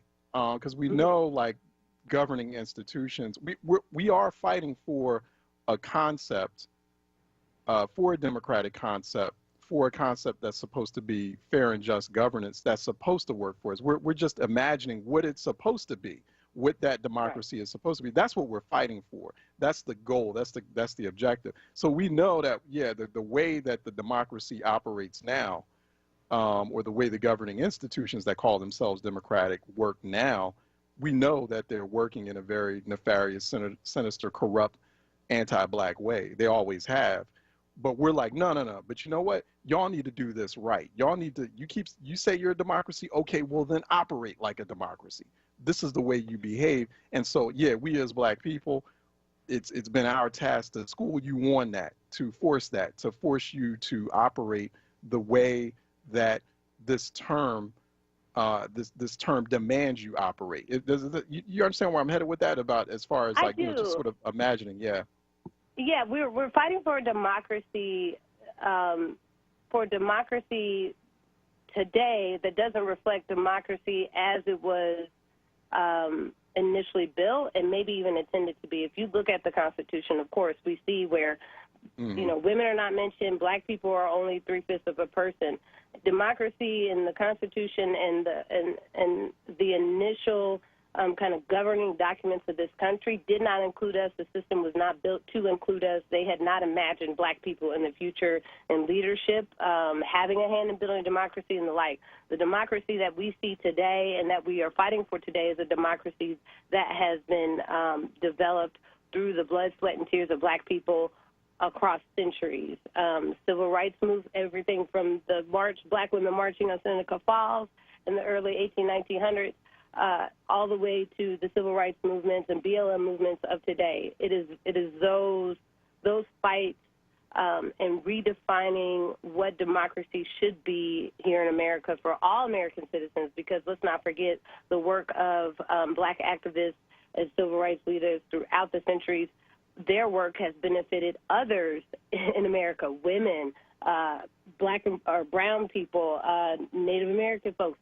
Everyone else has benefited from our fight to develop a democracy that better reflects an America that we live in today. And so when I say that, I think we do have to watch our words.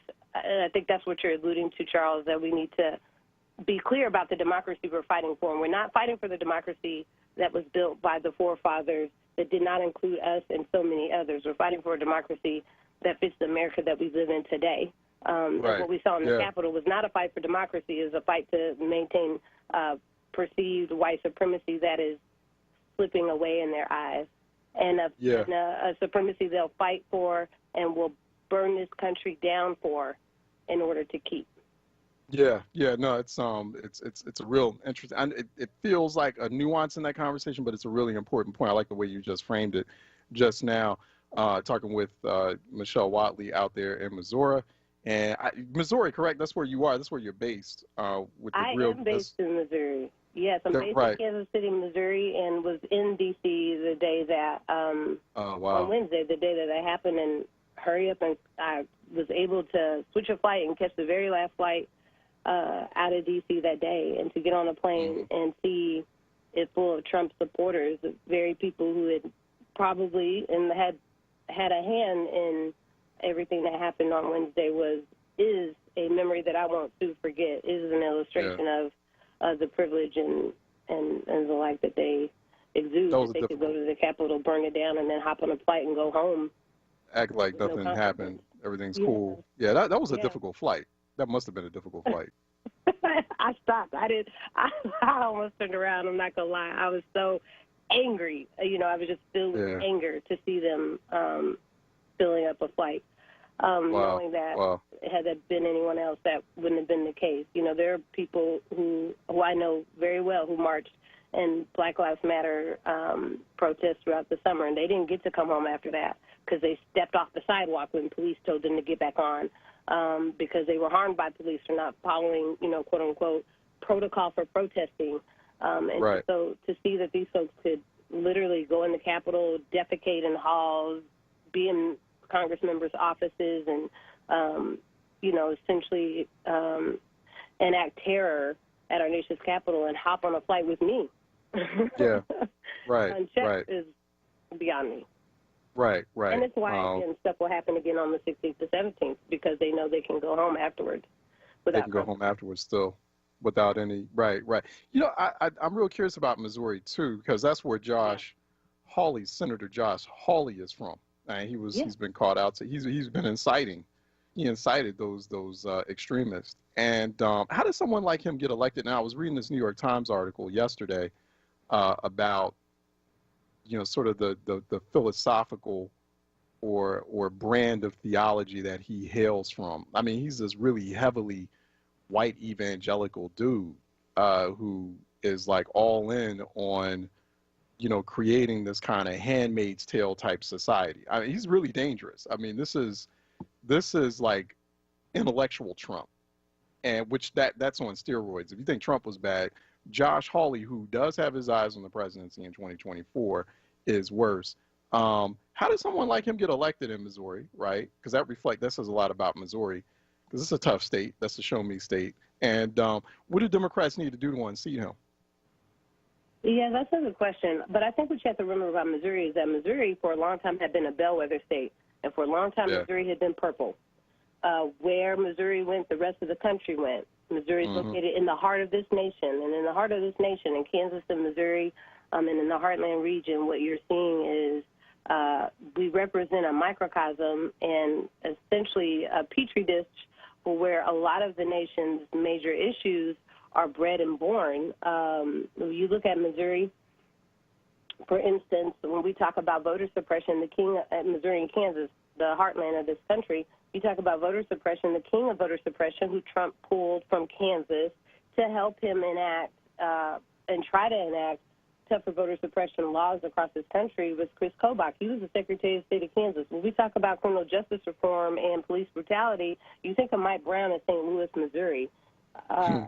We like to think of Missouri and Kansas and the heartland of this country as a flyover state, but this is the petri dish for where a lot of these issues are born and bred. And if media and politicians and consultants don't start to pay attention to what's going on here, I don't think you can really deal with what's ailing the rest of the country. Missouri, in 2018, when Josh Hawley was running for Congress, he was running against Senator Claire McCaskill, who had been, I think, in office for at least 2 terms, the Democratic senator out of Missouri. And during that same race, although she lost, she outspent Hawley 4-1, $44 million to his $11 million. In that same election year, we were able to, through ballot initiative, get medical marijuana passed, get campaign finance reform passed, and pass minimum wage. In a state that has a very large rural population, white rural population, the same state that voted for Trump, where Trump won by 18 points in 2016. And so this notion that Missouri is this red state that would never vote for these issues is just simply unfounded. Because in the same year, we were able to get medical marijuana passed across the state, minimum wage, and all these other issues that are not conservative lining, that are aligned, that are not Republican aligned. And so what I think it unearths is a larger issue with how Democrats and how leaders in general connect to voters on the ground and the issues that are important to them. Because what it shows is that when voters are presented with the issues that are important, they will vote the way you would expect them to vote. But the minute you throw partisan politics in there, it becomes a problem. And the problem that allowed Josh Hawley to get into office is a problem that is also on the Democrats' hands. At the end of the day, Democrats need to do a better job of building the infrastructure to get out black, brown voters in their base. There tends to be a strategy in states like Missouri that you focus on bringing out rural white voters who vote regularly but do not vote Democrat because they already come out, instead of investing and focusing on your base who you know will vote your way but maybe don't come out as often. That playbook is a playbook that Stacey Abrams and other organizers used in Georgia to split the state. They did not focus on white rural-class voters who vote Republican, even though they come out, because you cannot convince voters to switch parties, right? It's a tactic that has been tried over and over again and has failed. Missouri is an example of that. Georgia is an example of that.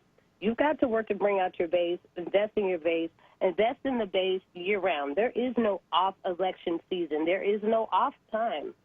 During the 2 years between a midterm race and another 2 years between the presidential, Dems should always be working and toiling the soil, so to speak, of their base and their voters, making sure they're engaged, making sure they're touching base, and making sure they're keeping abreast of the issues that are important to those voters, instead of putting black leaders up to run in the hopes that they bring out black voters, or putting issues on the ballot through ballot initiatives that they think will bring out the voters, and hope that they then vote for Democratic leaders. And so I think there's a lot that needs to be done in investing in groups that work outside the party infrastructure also to ensure that they bring out that if you want to see Missouri flip, or if you don't want to see another Hawley come out of Missouri, the New Georgia Project is an example of that. They worked outside the party structure, and with the right investments, they were able to bring out voters. They are just closer to the people, and because they're closer to the people and the problems, they have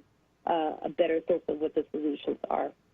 Diane Fassett, viewer here on WURD TV, Michelle saying, yes, Michelle, you are so right. On 60 Minutes, Nancy Pelosi, visibly shaking while talking about what happened in her chambers, called them protesters.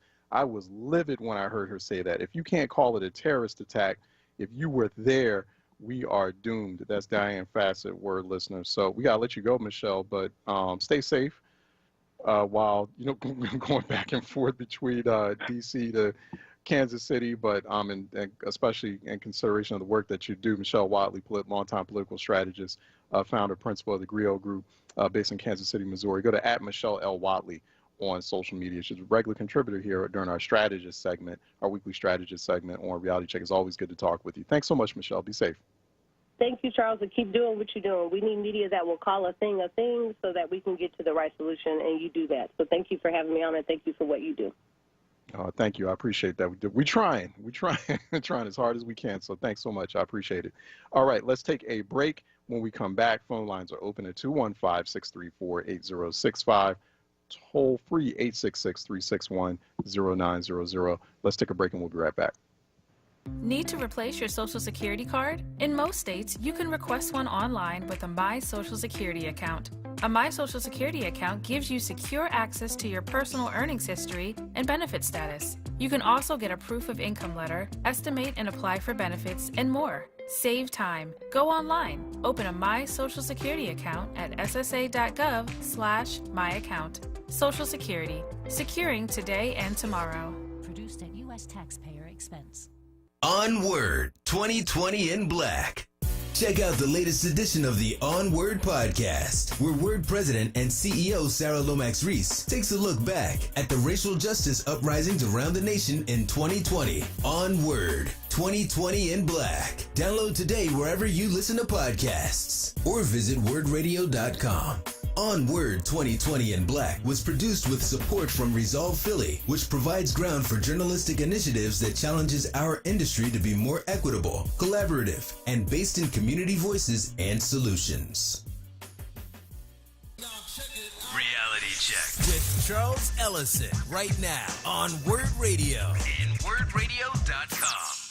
Okay, 215-634-8065. Toll free, it is 866-361-0900 here on Reality Check. 215-634-8065. Toll free, it is 866-361-0900 here on Reality Check. People is very tense in Washington. Many House Democrats held a security call last night with the acting chief of police and the acting House Sergeant at Arms, because both the Sergeant at Arms and the Capitol Police Chief were fired. So now they have acting chiefs that are in those positions. And they were having a discussion yesterday evening, about ways to further improve security measures. And there's some alarm about the days running up to inauguration. So we may have the president being impeached. That could happen as early as tomorrow. Definitely, that's the plan for this week. And just kind of looking at what may happen afterwards, what can be, if that also will activate I think the long-term game here is to activate the 14th Amendment, Section 3 of the 14th Amendment, disqualify the president from running for anything again. Also to remove his benefits, because a U.S. president is paid about, I think it's a little bit over $400,000 a year, and then they get a $200,000 a year pension. This could turn into something where, okay, well, if you're disqualified, you're also disqualified from your pension and from receiving certain benefits that a former president receives. Obviously, there's a back and forth. I'm hearing whispers back and forth of, should he continue to have it? If he were to be disqualified, if he's impeached, should he continue to have a Secret Service detail? But you have to consider he was a sitting president. He is privy to some sensitive information. And so, you may need some sort of detail on him to make sure that geopolitical rivals and other nefarious groups and actors aren't able to access him. So, that becomes an issue. But, but there are certain immunities, certain benefits that a former president receives. And so there is that conversation, there is that talk about limiting that or removing that, and also to create more legal jeopardy for him, to make him more vulnerable to federal and state prosecutors who they are sharpening their fangs as we speak, because there's a whole lot of there's been a whole lot of corruption that's been happening during the course of this Trump presidency, and so folks do want to hold him accountable. That's being planned. So that's where we are right now, and so keeping a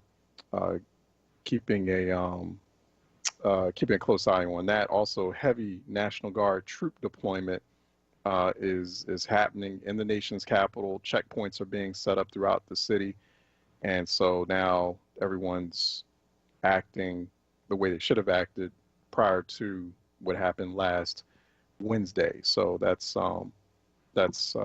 where we are. The president traveling to Texas to showcase his border wall. President really hasn't said much on what happened last week, and he's not expected to force any kind of or mount any kind of forceful defense on impeachment next week. He's just sort of letting those things fall into place and take place wherever, but people are still watching him closely and just afraid of what shoe might drop next. 215-634-8065, toll free 866-361-0900 here on Reality Check. 215-634-8065, toll free 866-361-0900 here on Reality Check. Also, something I noticed too, Cumulus Media, which employs some of the more popular right-leaning or conservative talk radio show hosts throughout the country, has issued an edict to those personalities to stop suggesting that the election was stolen from President Trump, or they will face termination. That's Cumulus Media. That's pretty significant. The executive vice president of content for Cumulus wrote in an internal memo to all those right-leaning talk show hosts that, quote, we need to help induce national calm now. And Cumulus Media, which is and its program syndication arm, Westwood One, quote, will not tolerate any suggestion that the election has not ended, the election has been resolved, and there are no alternate acceptable paths. And, quote, if you transgress this policy, you can expect to separate from the company immediately. So stern warning from Cumulus Media as that continues to take place. A number of media outlets, social media platforms shutting down folks who, extremists inciting violence on these platforms, on these far-reaching platforms. There's I've seen some black folks who openly, black celebrities, personalities who are openly empathizing with folks on the right, saying that their freedom of speech is being infringed upon. And this is not a conversation about freedom of speech. I don't think people understand what freedom of speech is about or what the First Amendment really means or how it operates. So, they're calling what Twitter did censorship, or it's a direct attack on people's First Amendment rights. It's not, because First Amendment applies to the government actively abrogating or infringing on your First Amendment rights. The other thing, too, is that the Constitution is not going to allow for, does not allow for the type of freedom of speech that incites violence and that destroys law and order or foments chaos or destroys any form of civil stability. That's self-defeating. That's suicidal. If the Constitution meant to do that, the Constitution is not trying to commit suicide on itself by allowing for the type of speech that incites violence or infringes on other people's rights. And we do have that kind of speech. That sort of speech is not allowed. So speech is, First Amendment rights must be done responsibly. You don't carry out just free speech loosely. It's not a toy. It's not something to be weaponized. And that is anti-constitutional. So when you're weaponizing your speech against other people, and so black people of all people should know that. We know that as folks who have been constant targets of people's, putting air quotes around this, free speech for several centuries now. So it's just kind of, it boggles the mind to see that. But, it's just people don't understand. They don't know the history. And we need a whole civics refresh. Obviously, last week shows that we need to reintroduce civics in our classrooms, that we have a lot of illiterate people out there, civic illiterate people out there who probably haven't picked up a constitution, don't know the history of the country, don't know the 400-year history of black people in the United States, don't know the history of the racism, which basically is the root cause of what transpired, what happened last week, this Wednesday. That's what elected Donald Trump was racism. Was the birtherism, which is racism, which led to his election, which gave him the political power and drive that he needed to get elected as president, then thus leading to up to the events which transpired last Wednesday. So we need to have some understanding about that. But there's some folks who are feeling, oh, it's unsettling. I was listening. What was I watching? Yeah, I was watching CNN. What was it? Michael Smerconish, who's out of Philly, who likes to both sides everything, and very, very clever fellow. But he was like, well, I feel a little bit unsettled that the president has been removed. I know what he did was wrong, but I feel unsettled. Like you wouldn't have been feeling unsettled, or you didn't feel unsettled. I'm sure you didn't say anything like that when Twitter had to remove ISIS and Al Qaeda elements who were fomenting violence on their platform. Twitter had to do what it had to do. I mean, if I was running Twitter, I'd want to get them off my platform too. I don't want people suing me because they were impacted or affected by or hurt by the violence, or a family member was killed by the violence. I mean, the Capitol Police, I'm sure, like that Capitol Police officer who died,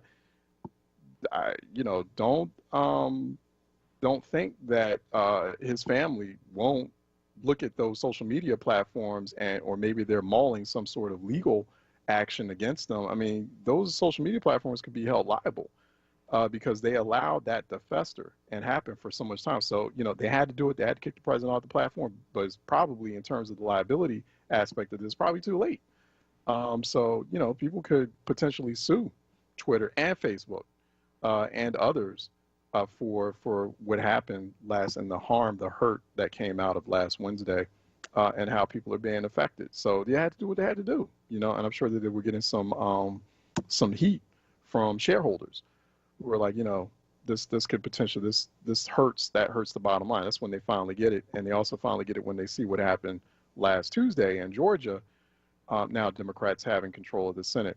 So we'll go through that. Oh, we had a doctor here on, I appreciate this. I can't verify or confirm whether or not they're a doctor, but they're claiming that they're a physician on, and they're correct about this, because it goes back to this earlier question we had about COVID-19 tests and the COVID-19 vaccine. And I have been seeing multiple fact check reports debunking with that earlier call. I'm happy that, I'm happy if people call in to, and they share these bits of information or untruths that really, at the end of the day, just admit, you're picking it up on Facebook. Like, you're reading a Facebook post that looks very credible because it's well written, some very, crafty person on Facebook who knows how to write a post and makes it seem really true. Like, I keep telling people, especially folks who are on Facebook, see, understand why I'm not on Facebook. But it is not true if you see it in a Facebook post. Let me repeat. It is not true if you see it on a Facebook post. It is true until you've researched, you've done the work of researching it. That's why I'm going to ask you if I know about something, if you come at me with something, and I've either already heard about it or I'm getting that hint through the exchange that it's probably some bit of misinformation or deliberate disinformation, I'm going to ask you where you got it from. See, now he said he got it from Reuters, but the only thing I'm seeing from Reuters, the reporting I'm seeing from Reuters, and maybe he did start to see it, but he didn't believe it because he's still going with the Facebook post he originally, pulled it from.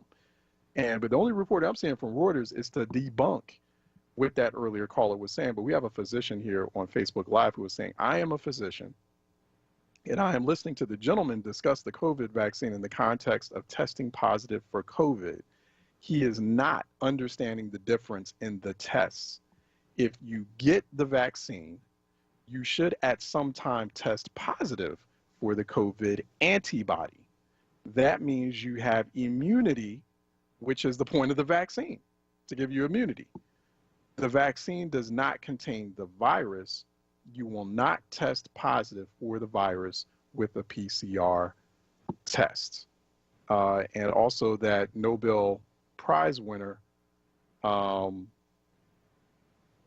think it was Mullins, is no longer with us, had transitioned some years ago. He got the Nobel Prize back in 1993. And there's all sorts of fact-checking sites that are saying that the comments that he made with respect to the PCR test have been taken out of context and that they're untrue. So it is indeed, it's been fact-checked. So we'll just have to continue having that conversation too. All right, let's break.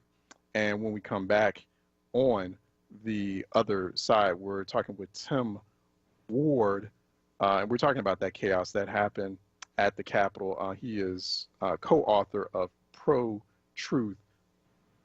That's the name of the title. It's a book called Pro-Truth. So he's going to talk about Pro-Truth, a practical plan for putting truth back into politics. So let's see what Tim Ward says about it.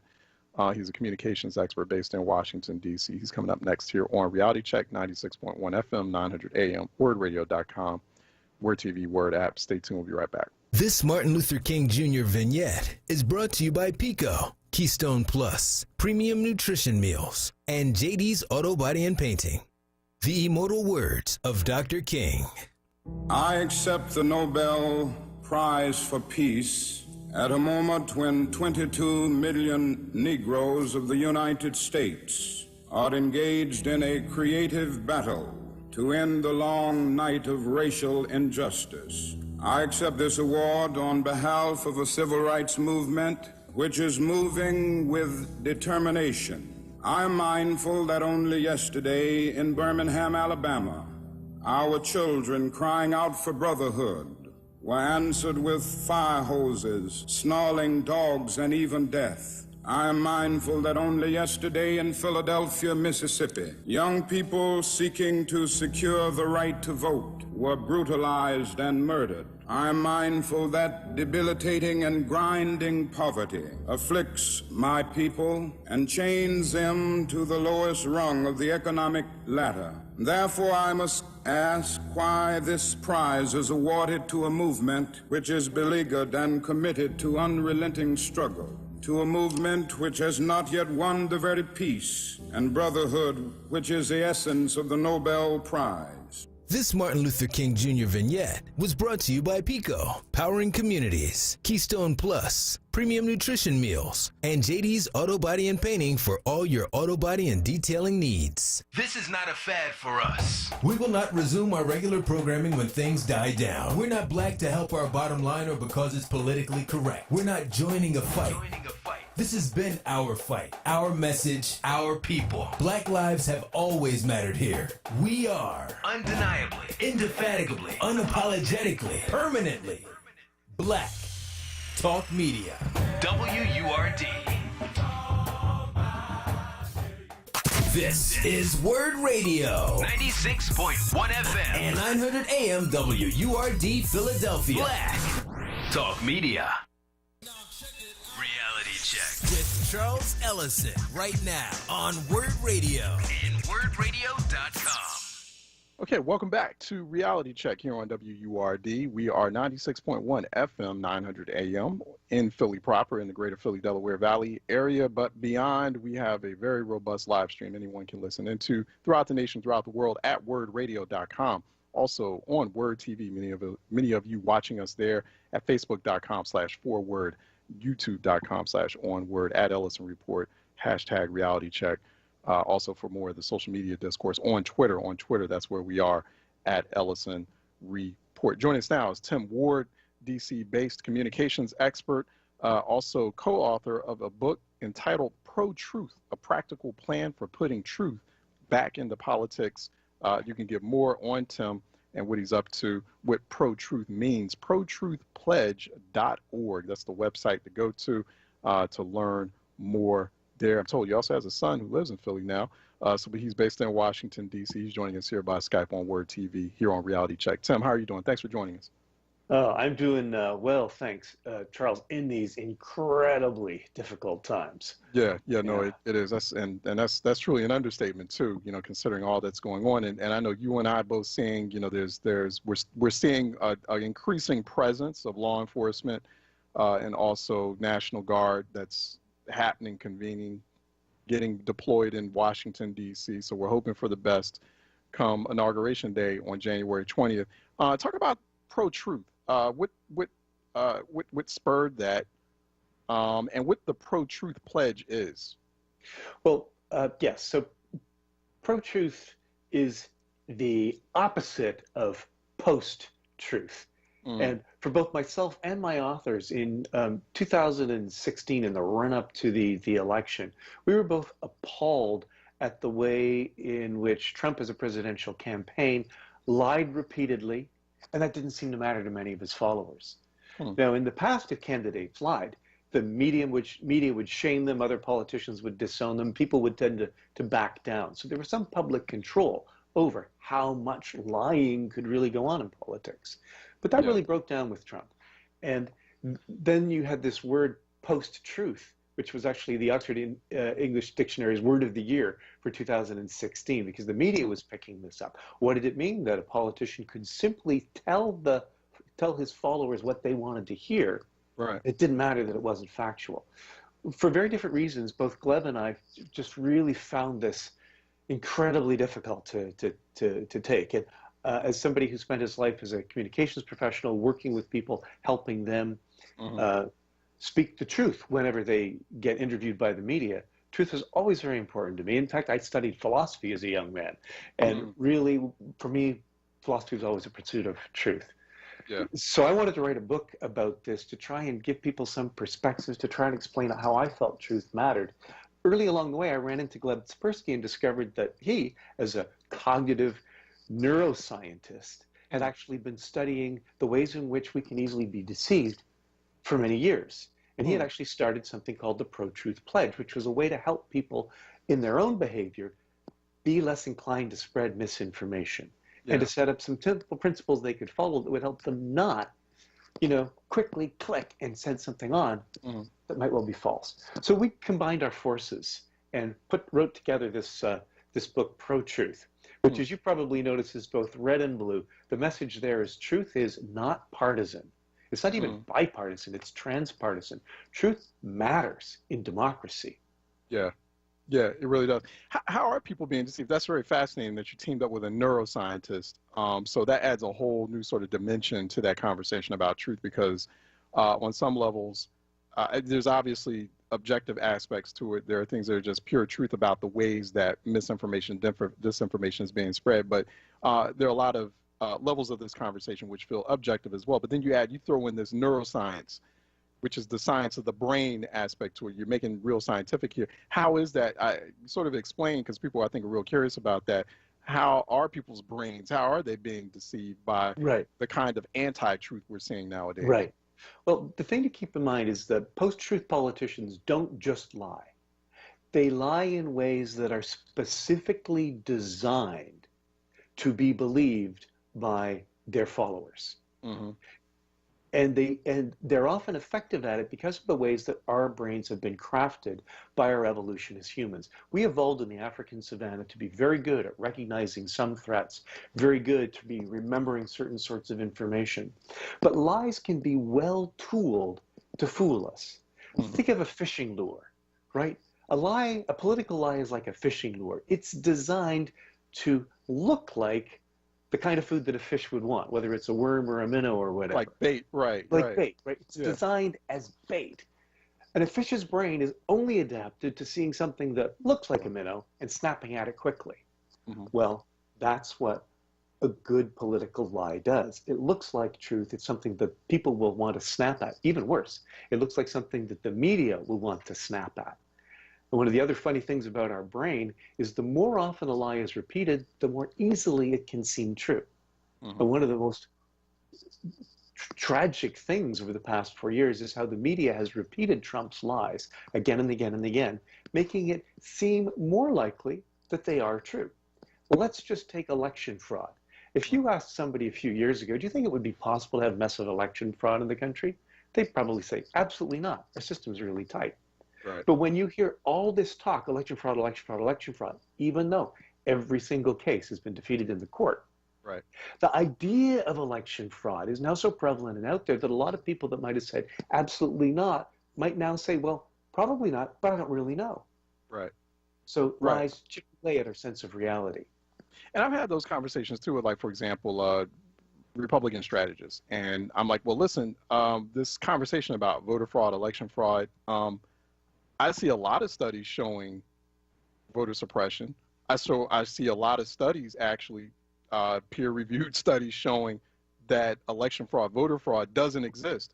Where is your study? They can't show me the study. I'm like, well, what's the purpose of this conversation now? Because I'm like, I've got I've got a dozen studies here from places like Brennan Center, MIT, and others, and you don't have any. You've just got anecdotal stuff, but they really feel like the anecdotal is the truth because they're hearing it. It goes back to something, Tim. I had a Muay Thai instructor who was from Vietnam, old guy who was teaching me how to do Muay Thai kickboxing, and he always made this during class. He was like, repetition is key.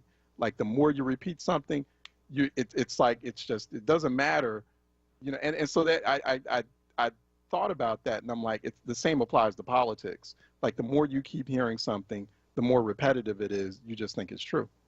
Absolutely. The technical term for it that I learned from Gleb is the illusory truth effect.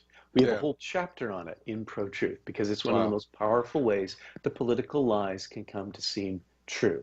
And the problem is people who want to believe it, for whom those kinds of lies fit their sense of how the world should be, they are not searching for evidence to disprove it. And the risk, which is in our book, which Gleb and I have been speaking about and writing about since it got published, is that when people can convince a lot of others by their word without evidence, it's called a fiat lie, right? When they can say something that's a lie and people automatically believe it.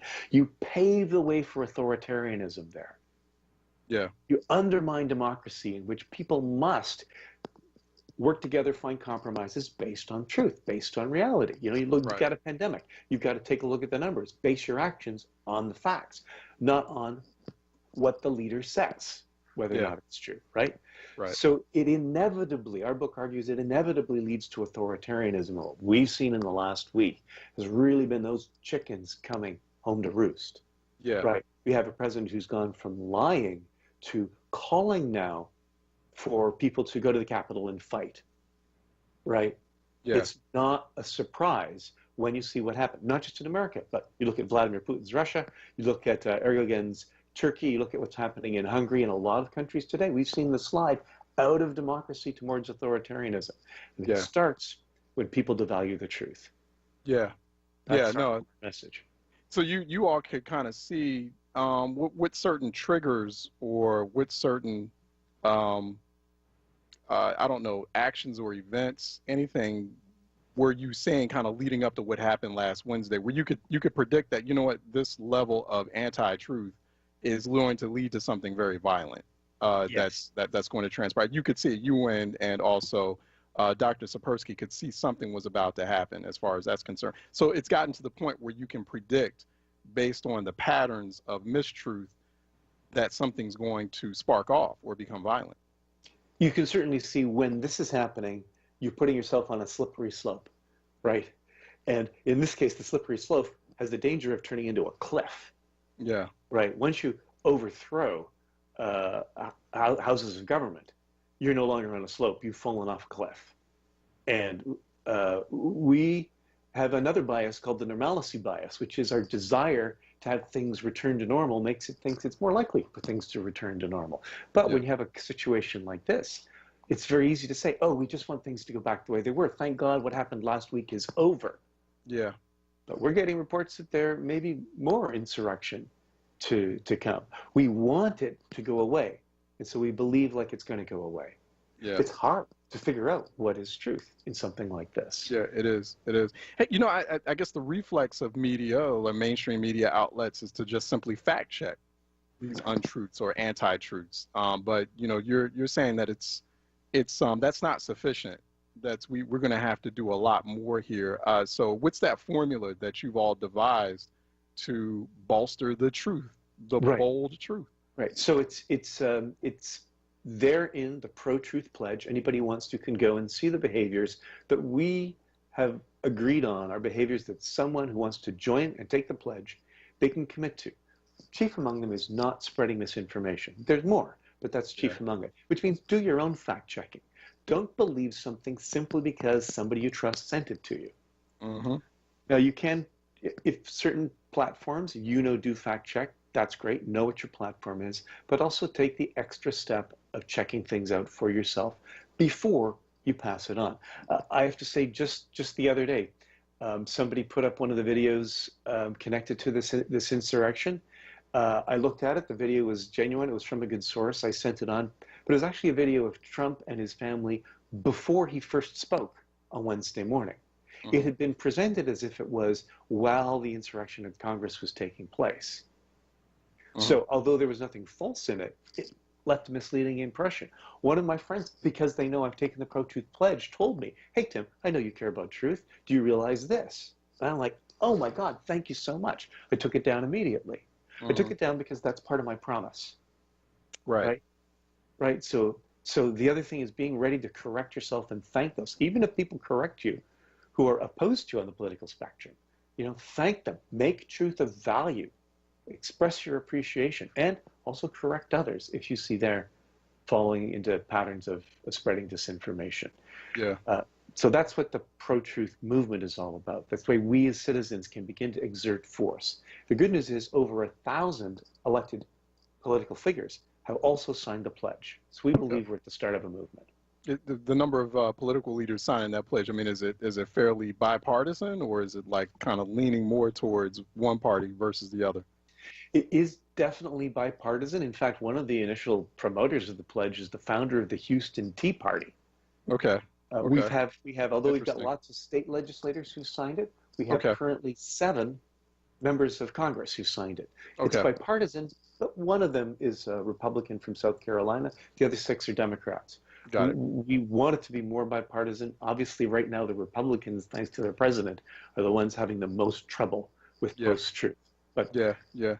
You know what's fascinating about the, you know, I like this, the pro-truth pledge. You know, do your own fact checking. I mean, I had to do a little earlier fact checking on the fly just even before you came on here about the vaccine, about vaccination, the vaccine, the COVID-19 test, et cetera. So I find myself doing that quite a bit. And you know, I'm telling people, like, what you see on your Facebook post, you know, don't consider it truth. You got to fact check. You're going to have to do research. But it's very hard, too, for people. I've seen very high-profile people spread lies, disinformation. I try not to. I try to be real deliberate about that or real careful about that. But I see very high-profile public figures who've got huge Twitter followers or lots of friends on Facebook or whatever. I'm not on Facebook. And one of the reasons I deleted my Facebook account several years ago was because the sheer mass of the untruth I was seeing, it just made me feel really uncomfortable. I said, you know what, I'm shutting this down. So I'm just totally on Twitter. And even Twitter, it's there. It's hard to backtrack, right? I mean, there's ego is involved in here. It's just hard for people to admit, you know what, I was wrong.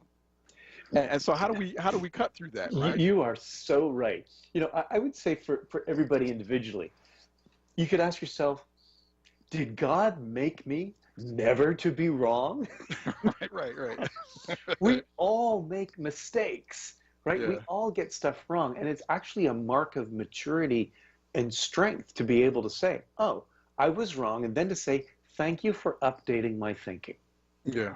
Right? That's what science is all about. Science is all about being able to show stuff that you thought was true as false.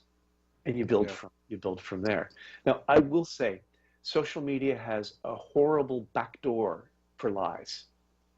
Yeah. It's human nature to mostly trust the people close to us. If my good friend shares something with me, tells me in that, I'm going to say, oh, well, Jim told me this. That's likely true.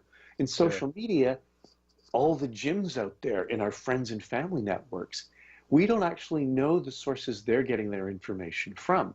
So my friend Jim may be sending me something that he got from, you know, a Russian misinformation factory. But because I'm getting it from Jim, I think it's true. So that's how social media gets in past our defenses. By coming to us through our own trusted networks, we end up having things that are lies inside our filters.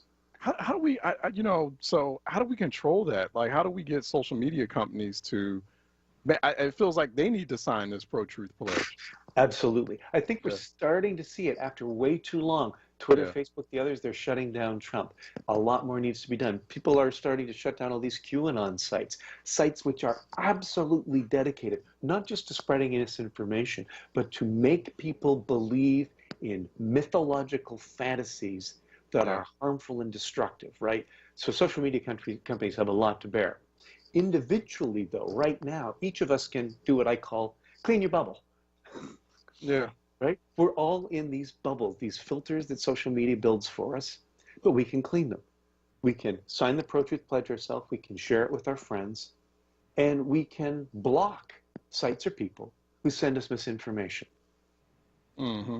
Hey, Tim, I think I got you for a couple more minutes here. How do we make that, this is a fascinating conversation. I feel like at some point we need to part 2 with you, right? Please. But how do we make that distinction, right, between rephrase that. How do we make that distinction between anti-truth, mistruth, and freedom of speech? Because now people are saying, oh, well, you know, but I'm exercising my right to share this kind of speech. It's speech. It's protected under the First Amendment. So it doesn't matter if it's a lie or not. I have a First Amendment right to say it. And like, how do we reconcile that? You know, that is a really important national conversation. The right to free speech means you can say what you want, provided it does not harm others, right? And the sad thing is social media has created a venue where people can post things like, I'd like to kill him, or wouldn't it be lovely to see so-and-so hanged, the stuff that we're hearing about our elected representatives, right? Right. President Trump has led the way for a lot of people, right? Using the language of committing violence to others, right back from his 2016 campaign. So that's been normalized. That's not free speech in a society. Free speech doesn't mean you can say whatever you want. It means you can express your beliefs, right, without being feared or put in prison for them. Right. But what we haven't defined is, does your right to free speech mean you can forward things others have said that might be malicious, wrong, harmful, and and incite violence? QAnon right now, it's a big test case. The more I'm learning about QAnon, the more I realize just how pernicious it is, just how it's designed to entrap people into a fantasy that leads them to violence. Yeah. We have to come to terms with this mythological fantasy because it's vivid, because it makes people feel part of a special conspiracy. It has a powerful hold, especially over those who feel alienated from society. Like, this is not free speech to lead people down a path to violence and destruction. Yeah. We're talking with Tim Ward. He's the co-author of a book entitled Pro-Truth, a practical plan for putting truth back into politics, along with his colleague, Dr. Gleb Sapersky, neuroscientist, and also they are the founders of the Pro-Truth Pledge. Go to protruthpledge.org to learn more about it. We've been talking about it here during this session here on Reality Check. Tim Ward joining us, communications expert. He's based in Washington, D.C. Tim, we'll definitely have you back for sure. I promise you that. Please stay safe here in Washington, D.C. We're both in D.C. right now. So stay safe, and we'll talk to you again. You too, and all your listeners, make truth matter. I so appreciate you guys for all listening. All right, excellent. Thanks for that. Appreciate that message. All right, we're going to take a quick break. When we come back on the other side, we're supposed to talk with 18th District, Philadelphia Police 18th District Commander Matthew Gillespie coming up next, talking about the spikes in violence in Philadelphia. 18th Police District is in Southwest Philly, more specifically, and he's coming on. He's scheduled to join us in the next segment here on Reality Check, 96.1 FM, 900 AM, WURDradio.com, WURD TV, WURD app. Stay tuned. We'll be right back. Thanks, the Tom. WURD Radio newsletter, keeping you informed, engaged, and connected. Sign up by visiting WURDradio.com. Scroll to the bottom of the page and type your email address under Connect with Us. You'll receive the latest information on WURD Radio, messages from our president and CEO, Sarah Lomax Reese, exclusive articles and multimedia content, and resources. Stay informed with the WURD Radio newsletter. Livelihood, the new initiative from WURD Radio, connecting Philadelphians to jobs, entrepreneurship opportunities, small business resources, and financial literacy. Visit WURDworks.com right now and take the next step in your professional journey. Livelihood is supported by the Nightland Fest's Local News Transformation Fund, Borealis Philanthropies Racial Equity and Journalism Fund, and the Solutions Journalism Network.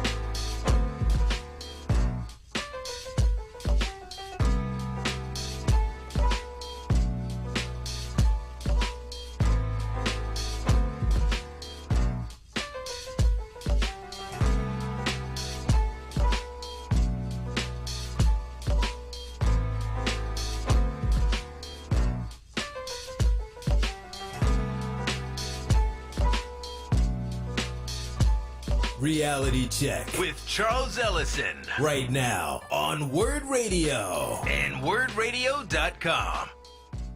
Okay, welcome back, everyone, here on Reality Check. It is the Tuesday edition here on 96.1 FM, 900 AM in Philly proper, WURDradio.com, WURD TV, WURD app, of course, beyond Greater Philly, beyond Delaware Valley, at Ellison Report on Twitter.com. Joining me now is Commander Matt Gillespie, commander for the 18th Philadelphia Police District in Southwest Philly.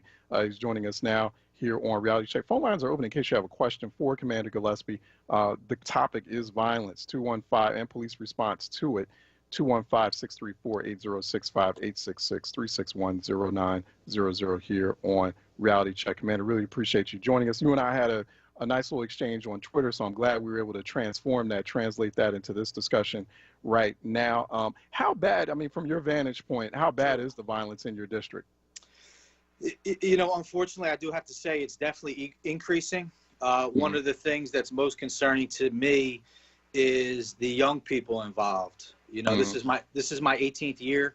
I definitely think, in my opinion, the young people involved in gun violence is increasing, at least at an all-time high. And we all got to do more. We all have to do more for these young people across the city of Philadelphia. Plain and simple. Yeah. And in your district, I don't know if you want to speak to just your district or other parts of the city. What are those key major hot spots that you're watching right now that we need to look out for in Philly? Yeah, so we're the 18th district. Most people know 55th and Pine. What we cover our boundaries, right? So it's Market Street down to Baltimore Avenue, the county all the way over to the Schuylkill Expressway, basically. The hot spots in the 18th, 60th Street. 60th Street from basically Market all the way down to Larchwood. And all little pockets in there, and 52nd Street, 52nd and Market, 5100 Randstead. Those major corridors were really struggling with gun violence. And lastly, the area around Christie Rec, 55th to 60th, essentially Baltimore to Christian Street. Those are our hot pockets over the last year and a half. Wow, that's a widespread area right there, and that's just in that district. Yes. Alone. And so what's causing the violence to spike? Because, you know, you and I, sometimes I see you kind of ruminating about that on social media. Yeah. And do you think, like, your superiors, are they listening to or considering kind of your perspective on this, your assessment of what is causing these spikes in violence, particularly in your district? So, and I guess that leads to that other question about whether or not your officers feel like they're getting the support they need. Yeah, those are all good questions. You know, in short, in my opinion, I think there's short-term issues and there's long-term issues related to the increase in violence. You know, short-term, you know, we have some issues with individuals getting arrested, getting let back out pretty frequently, not necessarily, in my opinion, being held appropriately accountable in the criminal justice system. Okay. So that definitely plays a part of it. Now, long-term, you know, what we know is, you know, education or lack thereof plays a part. Job opportunities, employment, poverty, they all play a part of it. I believe in that. I believe that. My inspector, my immediate boss, those are the root causes of it. We try to combat gun violence from an enforcement angle on arresting those that need to be arrested, that violate the, you know, break the law, but also support them post-arrest, whether it be through mentorship, employment, de-escalation, things of that nature. In terms of my superiors, they do. I mean, I can say that there has been changes systematically with what we do internally recently across the city. As you can see, the district attorney himself came out in an article today referencing the bail situation. So I do see that people are listening, and at least the conversation is being started. You were talking about accountability, holding folks who, you know, perpetrators, people who commit those crimes, holding them accountable. You were seeing lapses in that. Isn't there like an ADA or an assistant district attorney or groups of them that are partnered up with your district? I mean, at least that's my understanding from DA Larry Krasner, that's kind of the new system there. Doesn't that work? You know, like any new system, there's hiccups. You know, I'm just going to keep it real. There's hiccups. That's fine. There's things that haven't worked. There's some things really recently that have worked. So I want to give the DA's office credit that way. Communication is it's what we do every day, but it's also something that we struggle at. You know, how to communicate effectively. So we do work closely with the district attorney's office, those that are assigned out here, and those district attorneys that are assigned specific firearms cases and see the case all the way through the criminal justice system. Yeah. That's what you were arguing on Twitter. The major part of the problem here in this increase in violence is the rate of withdrawals and dismissals of gun-related charges. Talk about that. Why is that a major factor? How is that turning into a major factor? Yeah, I mean, so, you know, I just want to go back to 2019 statistics, because 2019 statistics affected the gun statistics in 2020. So, and these are our statistics. In 2019, there was 130 individuals arrested for carrying a firearm illegally in the 18th district. Okay. Now, I'm not saying everybody needs to go to jail for an extended period of time, but out of those 130, one person went to state prison for the VUFA case. Just one. Just one. A second person did go to state prison, but they actually had their firearms charges dropped. They went to prison for a robbery case. Okay. You know, what's most upsetting is you see the individuals that were let go, or the case was dismissed, or was null pros. Out of those 130, 12 went on to then commit another crime that we know of, and including of that, 2 committed a homicide. So it just leaves you that you have to wonder, you know, if the firearms case was adjudicated appropriately, could some things have been prevented? And I think go ahead. I'm confused by that. Okay, so, wow, just one person going to prison. I'm assuming that all 130 arrests, these are people who were illegally in possession of firearms, or that you had some suspicion of using that firearm for something they shouldn't have been, or were about to use that firearm for some sort of crime? So that's all correct, yes. And what I want to clarify is there's state prison, which is 24 months in custody or longer. Right. And there's county time, which is 23 months or under. Yeah. That one person only one went to state prison for firearms. And you know, I just have to say, I do disagree with that. And it is what it is, but I don't make those decisions. There were a significant amount. In fact, it was 38 who then pled guilty in 2019, and they received probation or that county time. Under 23 months.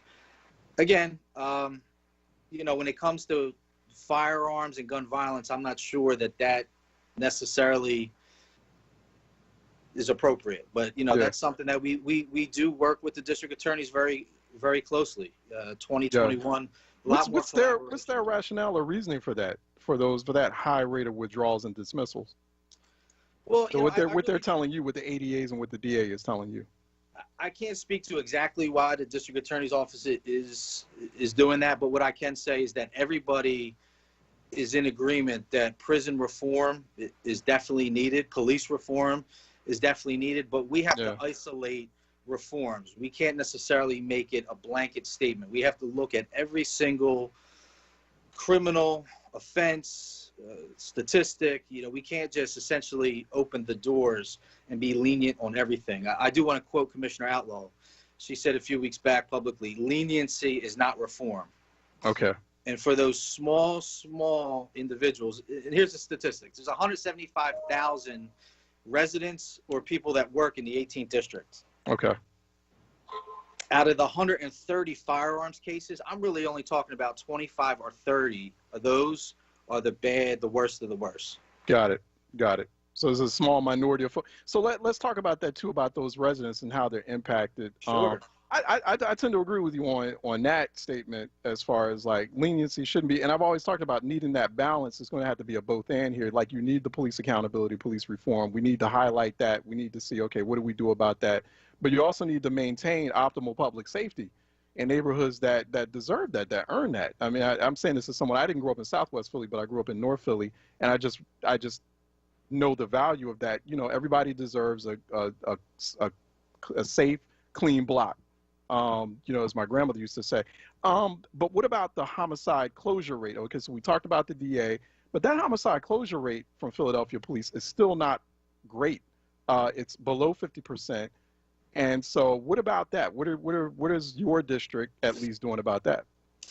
Yeah, I mean, so being on the patrol side, you know, really what you have is the advantage of being out on the streets every day. Yeah. And what we really try to do, are we successful every single time? No. But we try to build the foundation of trust with block captains, ward leaders, people that want to get involved, even those that are trying to get out of the game and change their lives. We do our best to kind of engage all these entities before a homicide or a shooting or a situation happens. So we have that connection there so that when there is an incident that we maybe have to come back and work with the community, the first time somebody, you know, is talking to me is not necessarily at a homicide scene. If that makes sense. So we do real big community engagement, a lot of community follow-up. Every single shooting, we do our best to follow up with the parties involved, including those that live on the block that maybe were traumatized by the event. And that's what we do. And I know homicide works very hard. But then I hear from, and Commander too, I hear folks who are saying, you know, when they have direct interface with homicide detectives, they feel like the homicide detectives can be rude and dismissive of their concerns. So we have that issue. And so how is that handled if people have a complaint about a homicide detective? They feel like they're a victim of a crime, or they had a family member who's a victim of a crime. They're trying to do follow-up, trying to help those homicide detectives solve that case. It's the disposition, the attitude of the detectives. I keep hearing this from a number of people. Yeah, I mean, listen, just plain and simple, there's no excuse for rudeness in any situation when it comes to being a law enforcement officer. It's something that I don't tolerate. I know my inspector does not. Especially when it comes to, you know, the worst of the worst situation, that worst day of that loved one's life. And then they're treated dismissively. You know, there's mechanisms in place for complaints. I encourage that. I encourage that if you have a situation like that here in the 18th district, you contact my office directly and speak with me. And let's see if we can solve it on this level first. Let me, real quick, Commander, let me take there's a call from a listener, Maurice out of Southwest. He's Southwest, so I assume he's in your district calling in for a reality check. Maurice, if you have a question, go ahead. Yeah, how you doing? I'm from the 4-3 area code between you and the other district up there on Woodland Avenue. Do we have the top murders in our sector, 143? I mean, 4-3. So actually, the Kensington area, no, unfortunately, not the Kensington. I'm talking about Southwest 4-3, the area code. Yeah, so the 12th district has the most homicides out in the Southwest Police Division this year. Yeah, everything south of Baltimore Avenue. Yeah, see, I keep a record on my own on all the homicides. What I'm saying is, isn't most of the homicides or the most trouble areas only 12 zip codes? Because we have 40 zip codes. Isn't it only 12 zip codes that are really the problem? The zip code number, I don't know exactly off the top of my head, but I can tell you there's a cluster of homicides in certain areas throughout the city, but the shootings are becoming more prevalent all over the city. The reason I want to close with it, the reason I asked you is, it seems to me, I used to be a guard up at Grady for prison. It seems to me that you should use all your forces on those 12 zip codes and really press down there, like close the delis at 8 o'clock, no walking after 10 o'clock, you should be off the streets, until the murders die down. I don't see none of that taking place, because I know if a white person was being killed, that would be the case. Thanks, Maurice. I appreciate that. Yeah, no, that's an interesting strategy there, Commander. Yeah, I mean, what I can say is that, you know, through Commissioner Outlaw and my inspector, specifically out here in Southwest, we have redeployed officers to the specific areas, specifically the ones I mentioned before, out in the 18th. We have an increased presence, and that includes not just, you know, the officers driving the cars. I'm talking ones walking the beat, my community relations officers out engaging. In terms of closing delis and businesses, there's certainly that's a big part of it. It's the nuisance businesses. We have a strong enforcement angle with that. We have a good relationship with L&I, but I'm just going to be real. It's very hard to shut a business down permanently here in Philadelphia. It is. It's something that we struggle with, but we deal with every single day. Commander, I'm going to have to let you go. Okay. I hope you can come back. I'd love to have you come back. Okay, excellent. I appreciate your time. Thank you. Yeah, I really appreciate your time as well. I'm sure the other listeners who do as well. We're going to let him, because I know you got a busy schedule ahead of you trying to keep folks safe in the 18th District. We've been talking with 18th Philadelphia Police District Commander Matthew Gillespie. He's been joining us here live on Reality Check, and he's on Skype via WURD TV as well. Commander, thanks so much. I really appreciate it. Be safe out there. Charles, thank you. Have a good day, okay? All right, you too. All right, bye-bye. All right, let's take a break. When we come back on the other side, we want to open phone lines at 215-634-8. Well, phone lines are already open, 215. Thanks for that question, Maurice, by the way, and thanks for that strategy. Appreciate that. That's food for thought that I'm hoping the commander takes back with him. 215-634-8065, toll free 866-361-0900 here on Reality Check. Let's take a break and we'll be right back. Have you heard about City Council's plan to build more affordable housing, repair existing homes, create jobs, and support small business? The Neighborhood Preservation Initiative will invest $400 million in Philly communities. Read about it at www.phlcouncil.com/NPI. Keeping you informed. As a community service, WURD Radio and the Black Doctors COVID-19 Consortium wants to keep you informed about where you can get no-cost, barrier-free COVID-19 testing this week. These locations offer free flu shots and coronavirus testing. Thursday, January 14th from 3 p.m. till 7 p.m. at Mastery Charter School Pickett Campus, 5700 Wayne Avenue. And Friday, January 15th from 10 a.m. till 2 p.m. at Deliverance Church, 2001 West Lehigh Avenue. Stay informed and stay well with WURD Radio. 96.1 FM and 900 AM WURD. Reality Check with Charles Ellison right now on WURD Radio and WURDRadio.com. Okay, phone lines are open at 215-634-8065, toll free 866-361-0900. Let me go to Mr. Rick out of Germany calling in for Reality Check. Mr. Rick, how are you doing? Struggling to stay alive, brother, struggling to stay alive. Yes, sir. I just want to share some personal insights. 14 to 22-year-old young black men don't usually know the ins and outs of money, of politics, of guns, gun running and gun buying at gun shows, or, setting up a criminal ring to supply guns to the streets. Older men do that. I think we're focusing on the young people, and that's good, but you got to catch these old cats who are supplying the guns to the streets. Yeah. I appreciate that. Mr. Rick, that what you just said just now, it kind of reflects back on what I think it was John Solomon, who's a local anti-violence activist. He himself had spent some time, young brother actually in Philly, spent some, and he's now the head of a nonprofit. He started his own nonprofit called The Endangered Kind, and we had him on this program where he said that. He said, you know what, I know a lot of people are talking about us young folks, but we learned about a lot of this from as you said, the older cats, from the older generation, and so the older generation cannot absolve themselves of responsibility for this crisis. And the conversation, I agree with you, Mr. Rick, tends to do that. The young people, they're following our lead. They learned it from somewhere, right? They learned the term. So, I mean, I think you're absolutely correct. You're absolutely right. Because sometimes we tend to talk about young people. Oh, young people this, young people that, like it's in a vacuum, and like it just kind of spawned from nowhere, that the way that they act, their behavior. No, I mean, behaviors are learned. And so they learned this from somewhere. They learned it from someone.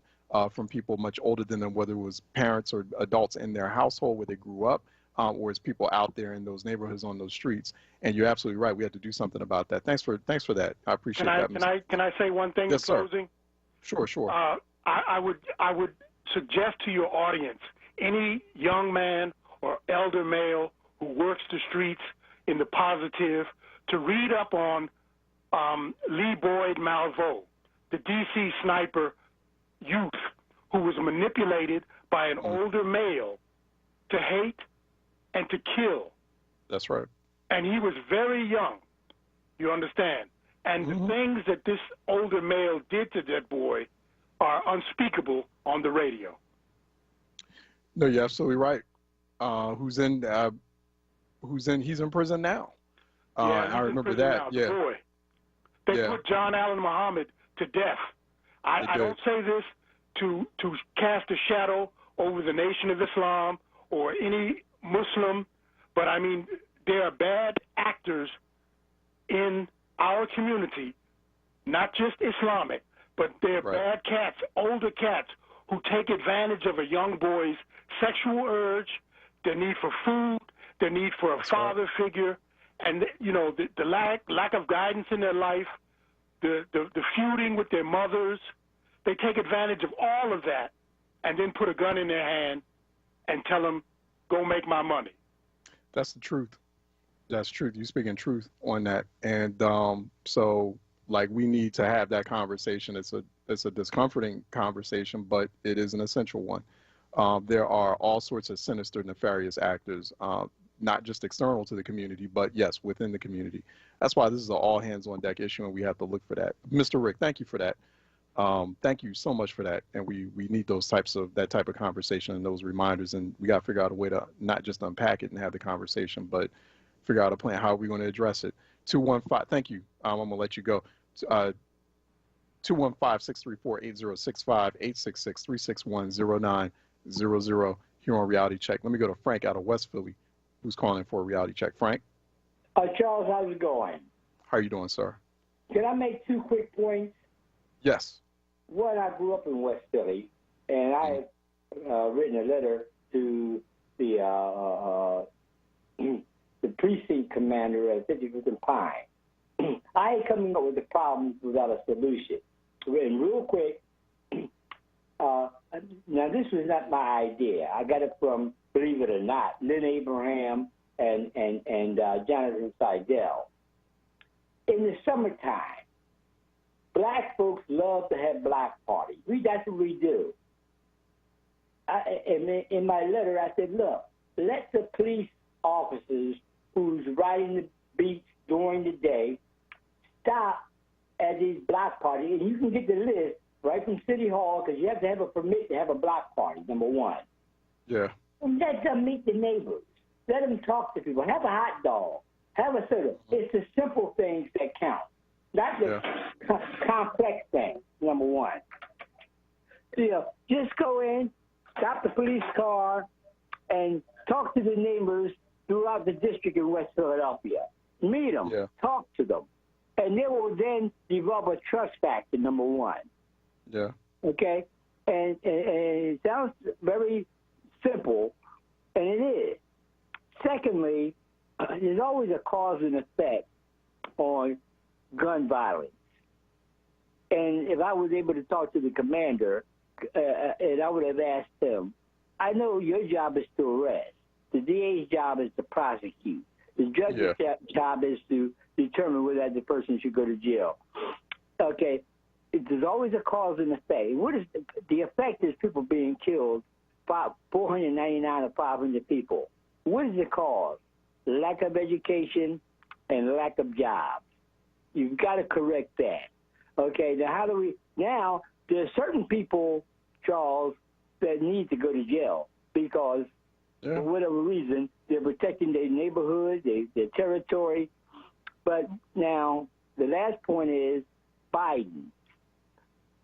Our black leaders, and I don't know too many black leaders on the national level. I think you said you worked in Washington. There ain't too many black leaders anymore on the national level. Mm-hmm. But you have to have a plan. And what is your plan, Biden? You are now the president. We control the Senate. We control the House. We have to have a plan on job development. Vocational schools got to be funded or built. The HBCUs has to be funded because everybody doesn't want to go to college. I mean, people want to be electricians, carpenters, but they got to be able to be funded. We got to present Biden with a plan. Don't go in there and say, we want jobs. Well, everybody wants jobs. What is your plan? Give me your plan. Right. That's what, I agree with that. Those are the three things we got to look at. I agree. I agree with you totally, Mr. Frank. Thanks for that. I gotta let you go, but that's true. Yeah, we had to have a plan. You gotta have that exact agenda. You gotta also know what the objective, what the ultimate goal is. Know what that is clearly, firmly. Let me go to. Thank you, Mr. Frank. Be safe out there. Let me talk to Margaret out of Germantown, calling in for a reality check. Ms. Margaret. Hi. How are you? How are you Charles, doing? thank you so much for having this discussion. I wanted to say two things. One is that the commander was complaining that people are being released or getting very short sentences or arrest or being dismissed, but that's usually because they couldn't prove the case. It's not because of the community, it's because the district attorney and the police were not able to prove the case. And when someone is released with a low bail, what's the consequence for any bail? You stay in jail, you have an arrest record. Even if the case is later dismissed, that makes you less employable, less eligible for programs that might really improve your future. So just keeping people in jail for longer times is not the solution unless you just want to make a certain class of people unable to really participate in the community. So, which drives them even more into illegal activity. So I appreciate what the commander was saying, but I don't think he gave a solution. And I don't think he really explained why these cases are not being prosecuted. So I think we can't just say, oh, well, it's too bad they're not educated. It's too bad they don't have really good job skills. Everything is connected. Yeah, no, I think it's a very good point that you're making. I do want to, and it seems like, because I was actually, I engaged the commander on, because he was complaining about lack of, or those the high rate of withdrawals and dismissals of gun-related charges. So I came back at him, I noticed it, and I'm like, well, this is all hands on deck. Like, I understand you've got, a gripe with, obviously, the DA, but what are you doing? And what about homicide closure rates? And so then we went a little back and forth on that in a civil way. And he offered, he said, hey, I would love to come on your program, because he's like, we can't limit this discussion to just 280 characters. Let me come on. And I appreciated that. So I'm going to take him up on his offer. He said again that he's going to come back on. He seems very amenable to that. And let's bring him on. Let's talk about that. Let's unpack that a little bit. I agree with you, Ms. Margaret. Let's explore that a little bit more. One of the things that I am saying, Ms. Margaret, I'm gonna let you go because we got to go to break. We got to wrap this show up, and we have to go to the source with Andrea Lawful Sanders coming up next. But this real quick statement here: there is lack of coordination. There's a lack of synergy and alignment between folks. Largely, generally speaking, the Philadelphia Police Department, the District Attorney's Office. That's why I keep honing in on or asking folks about the absence of a joint citywide task force on this violence epidemic. First of all, City Council should not be on break in the midst of a violence epidemic. Full stop. There should be a citywide joint task force. Everyone should be in the same room or have the same kind of war room situation where they're tackling this issue and this gun violence. Everyone should be on the same page, operating like that. It still feels like, even my conversation with DA Larry Krasner yesterday, it's scattered. Everything's scattered. And that's sad. That's tragic. And the city of Philadelphia is really going to have to get it together. They're just still getting an F on how they're responding to this violence. But I am pleased. I do appreciate Commander Gillespie coming on. I'm going to take him up on that. We'll bring him back every now and then, definitely making himself more accessible than the current police chief. But we're working on that. We're working on Police Commissioner Danielle Outlaw to get her on here as well. But he's definitely making. We want to keep kind of asking about this and figuring out what's going on, where are the discrepancies, where are the shortfalls, and how can we help correct that. All right, The Source with Andrea Lawful Sanders comes up next here on WURD. Stay tuned in so you can listen to Andrea. I'm Charles Ellison. I'll be back tomorrow, God willing, Wednesday, 10 a.m. sharp here on Reality Check. Same bad time, same bad channel. Everyone, please stay sharp, stay smart, but more importantly, stay safe out there. All right, have a great afternoon, good evening, and I'll see you tomorrow. Take care.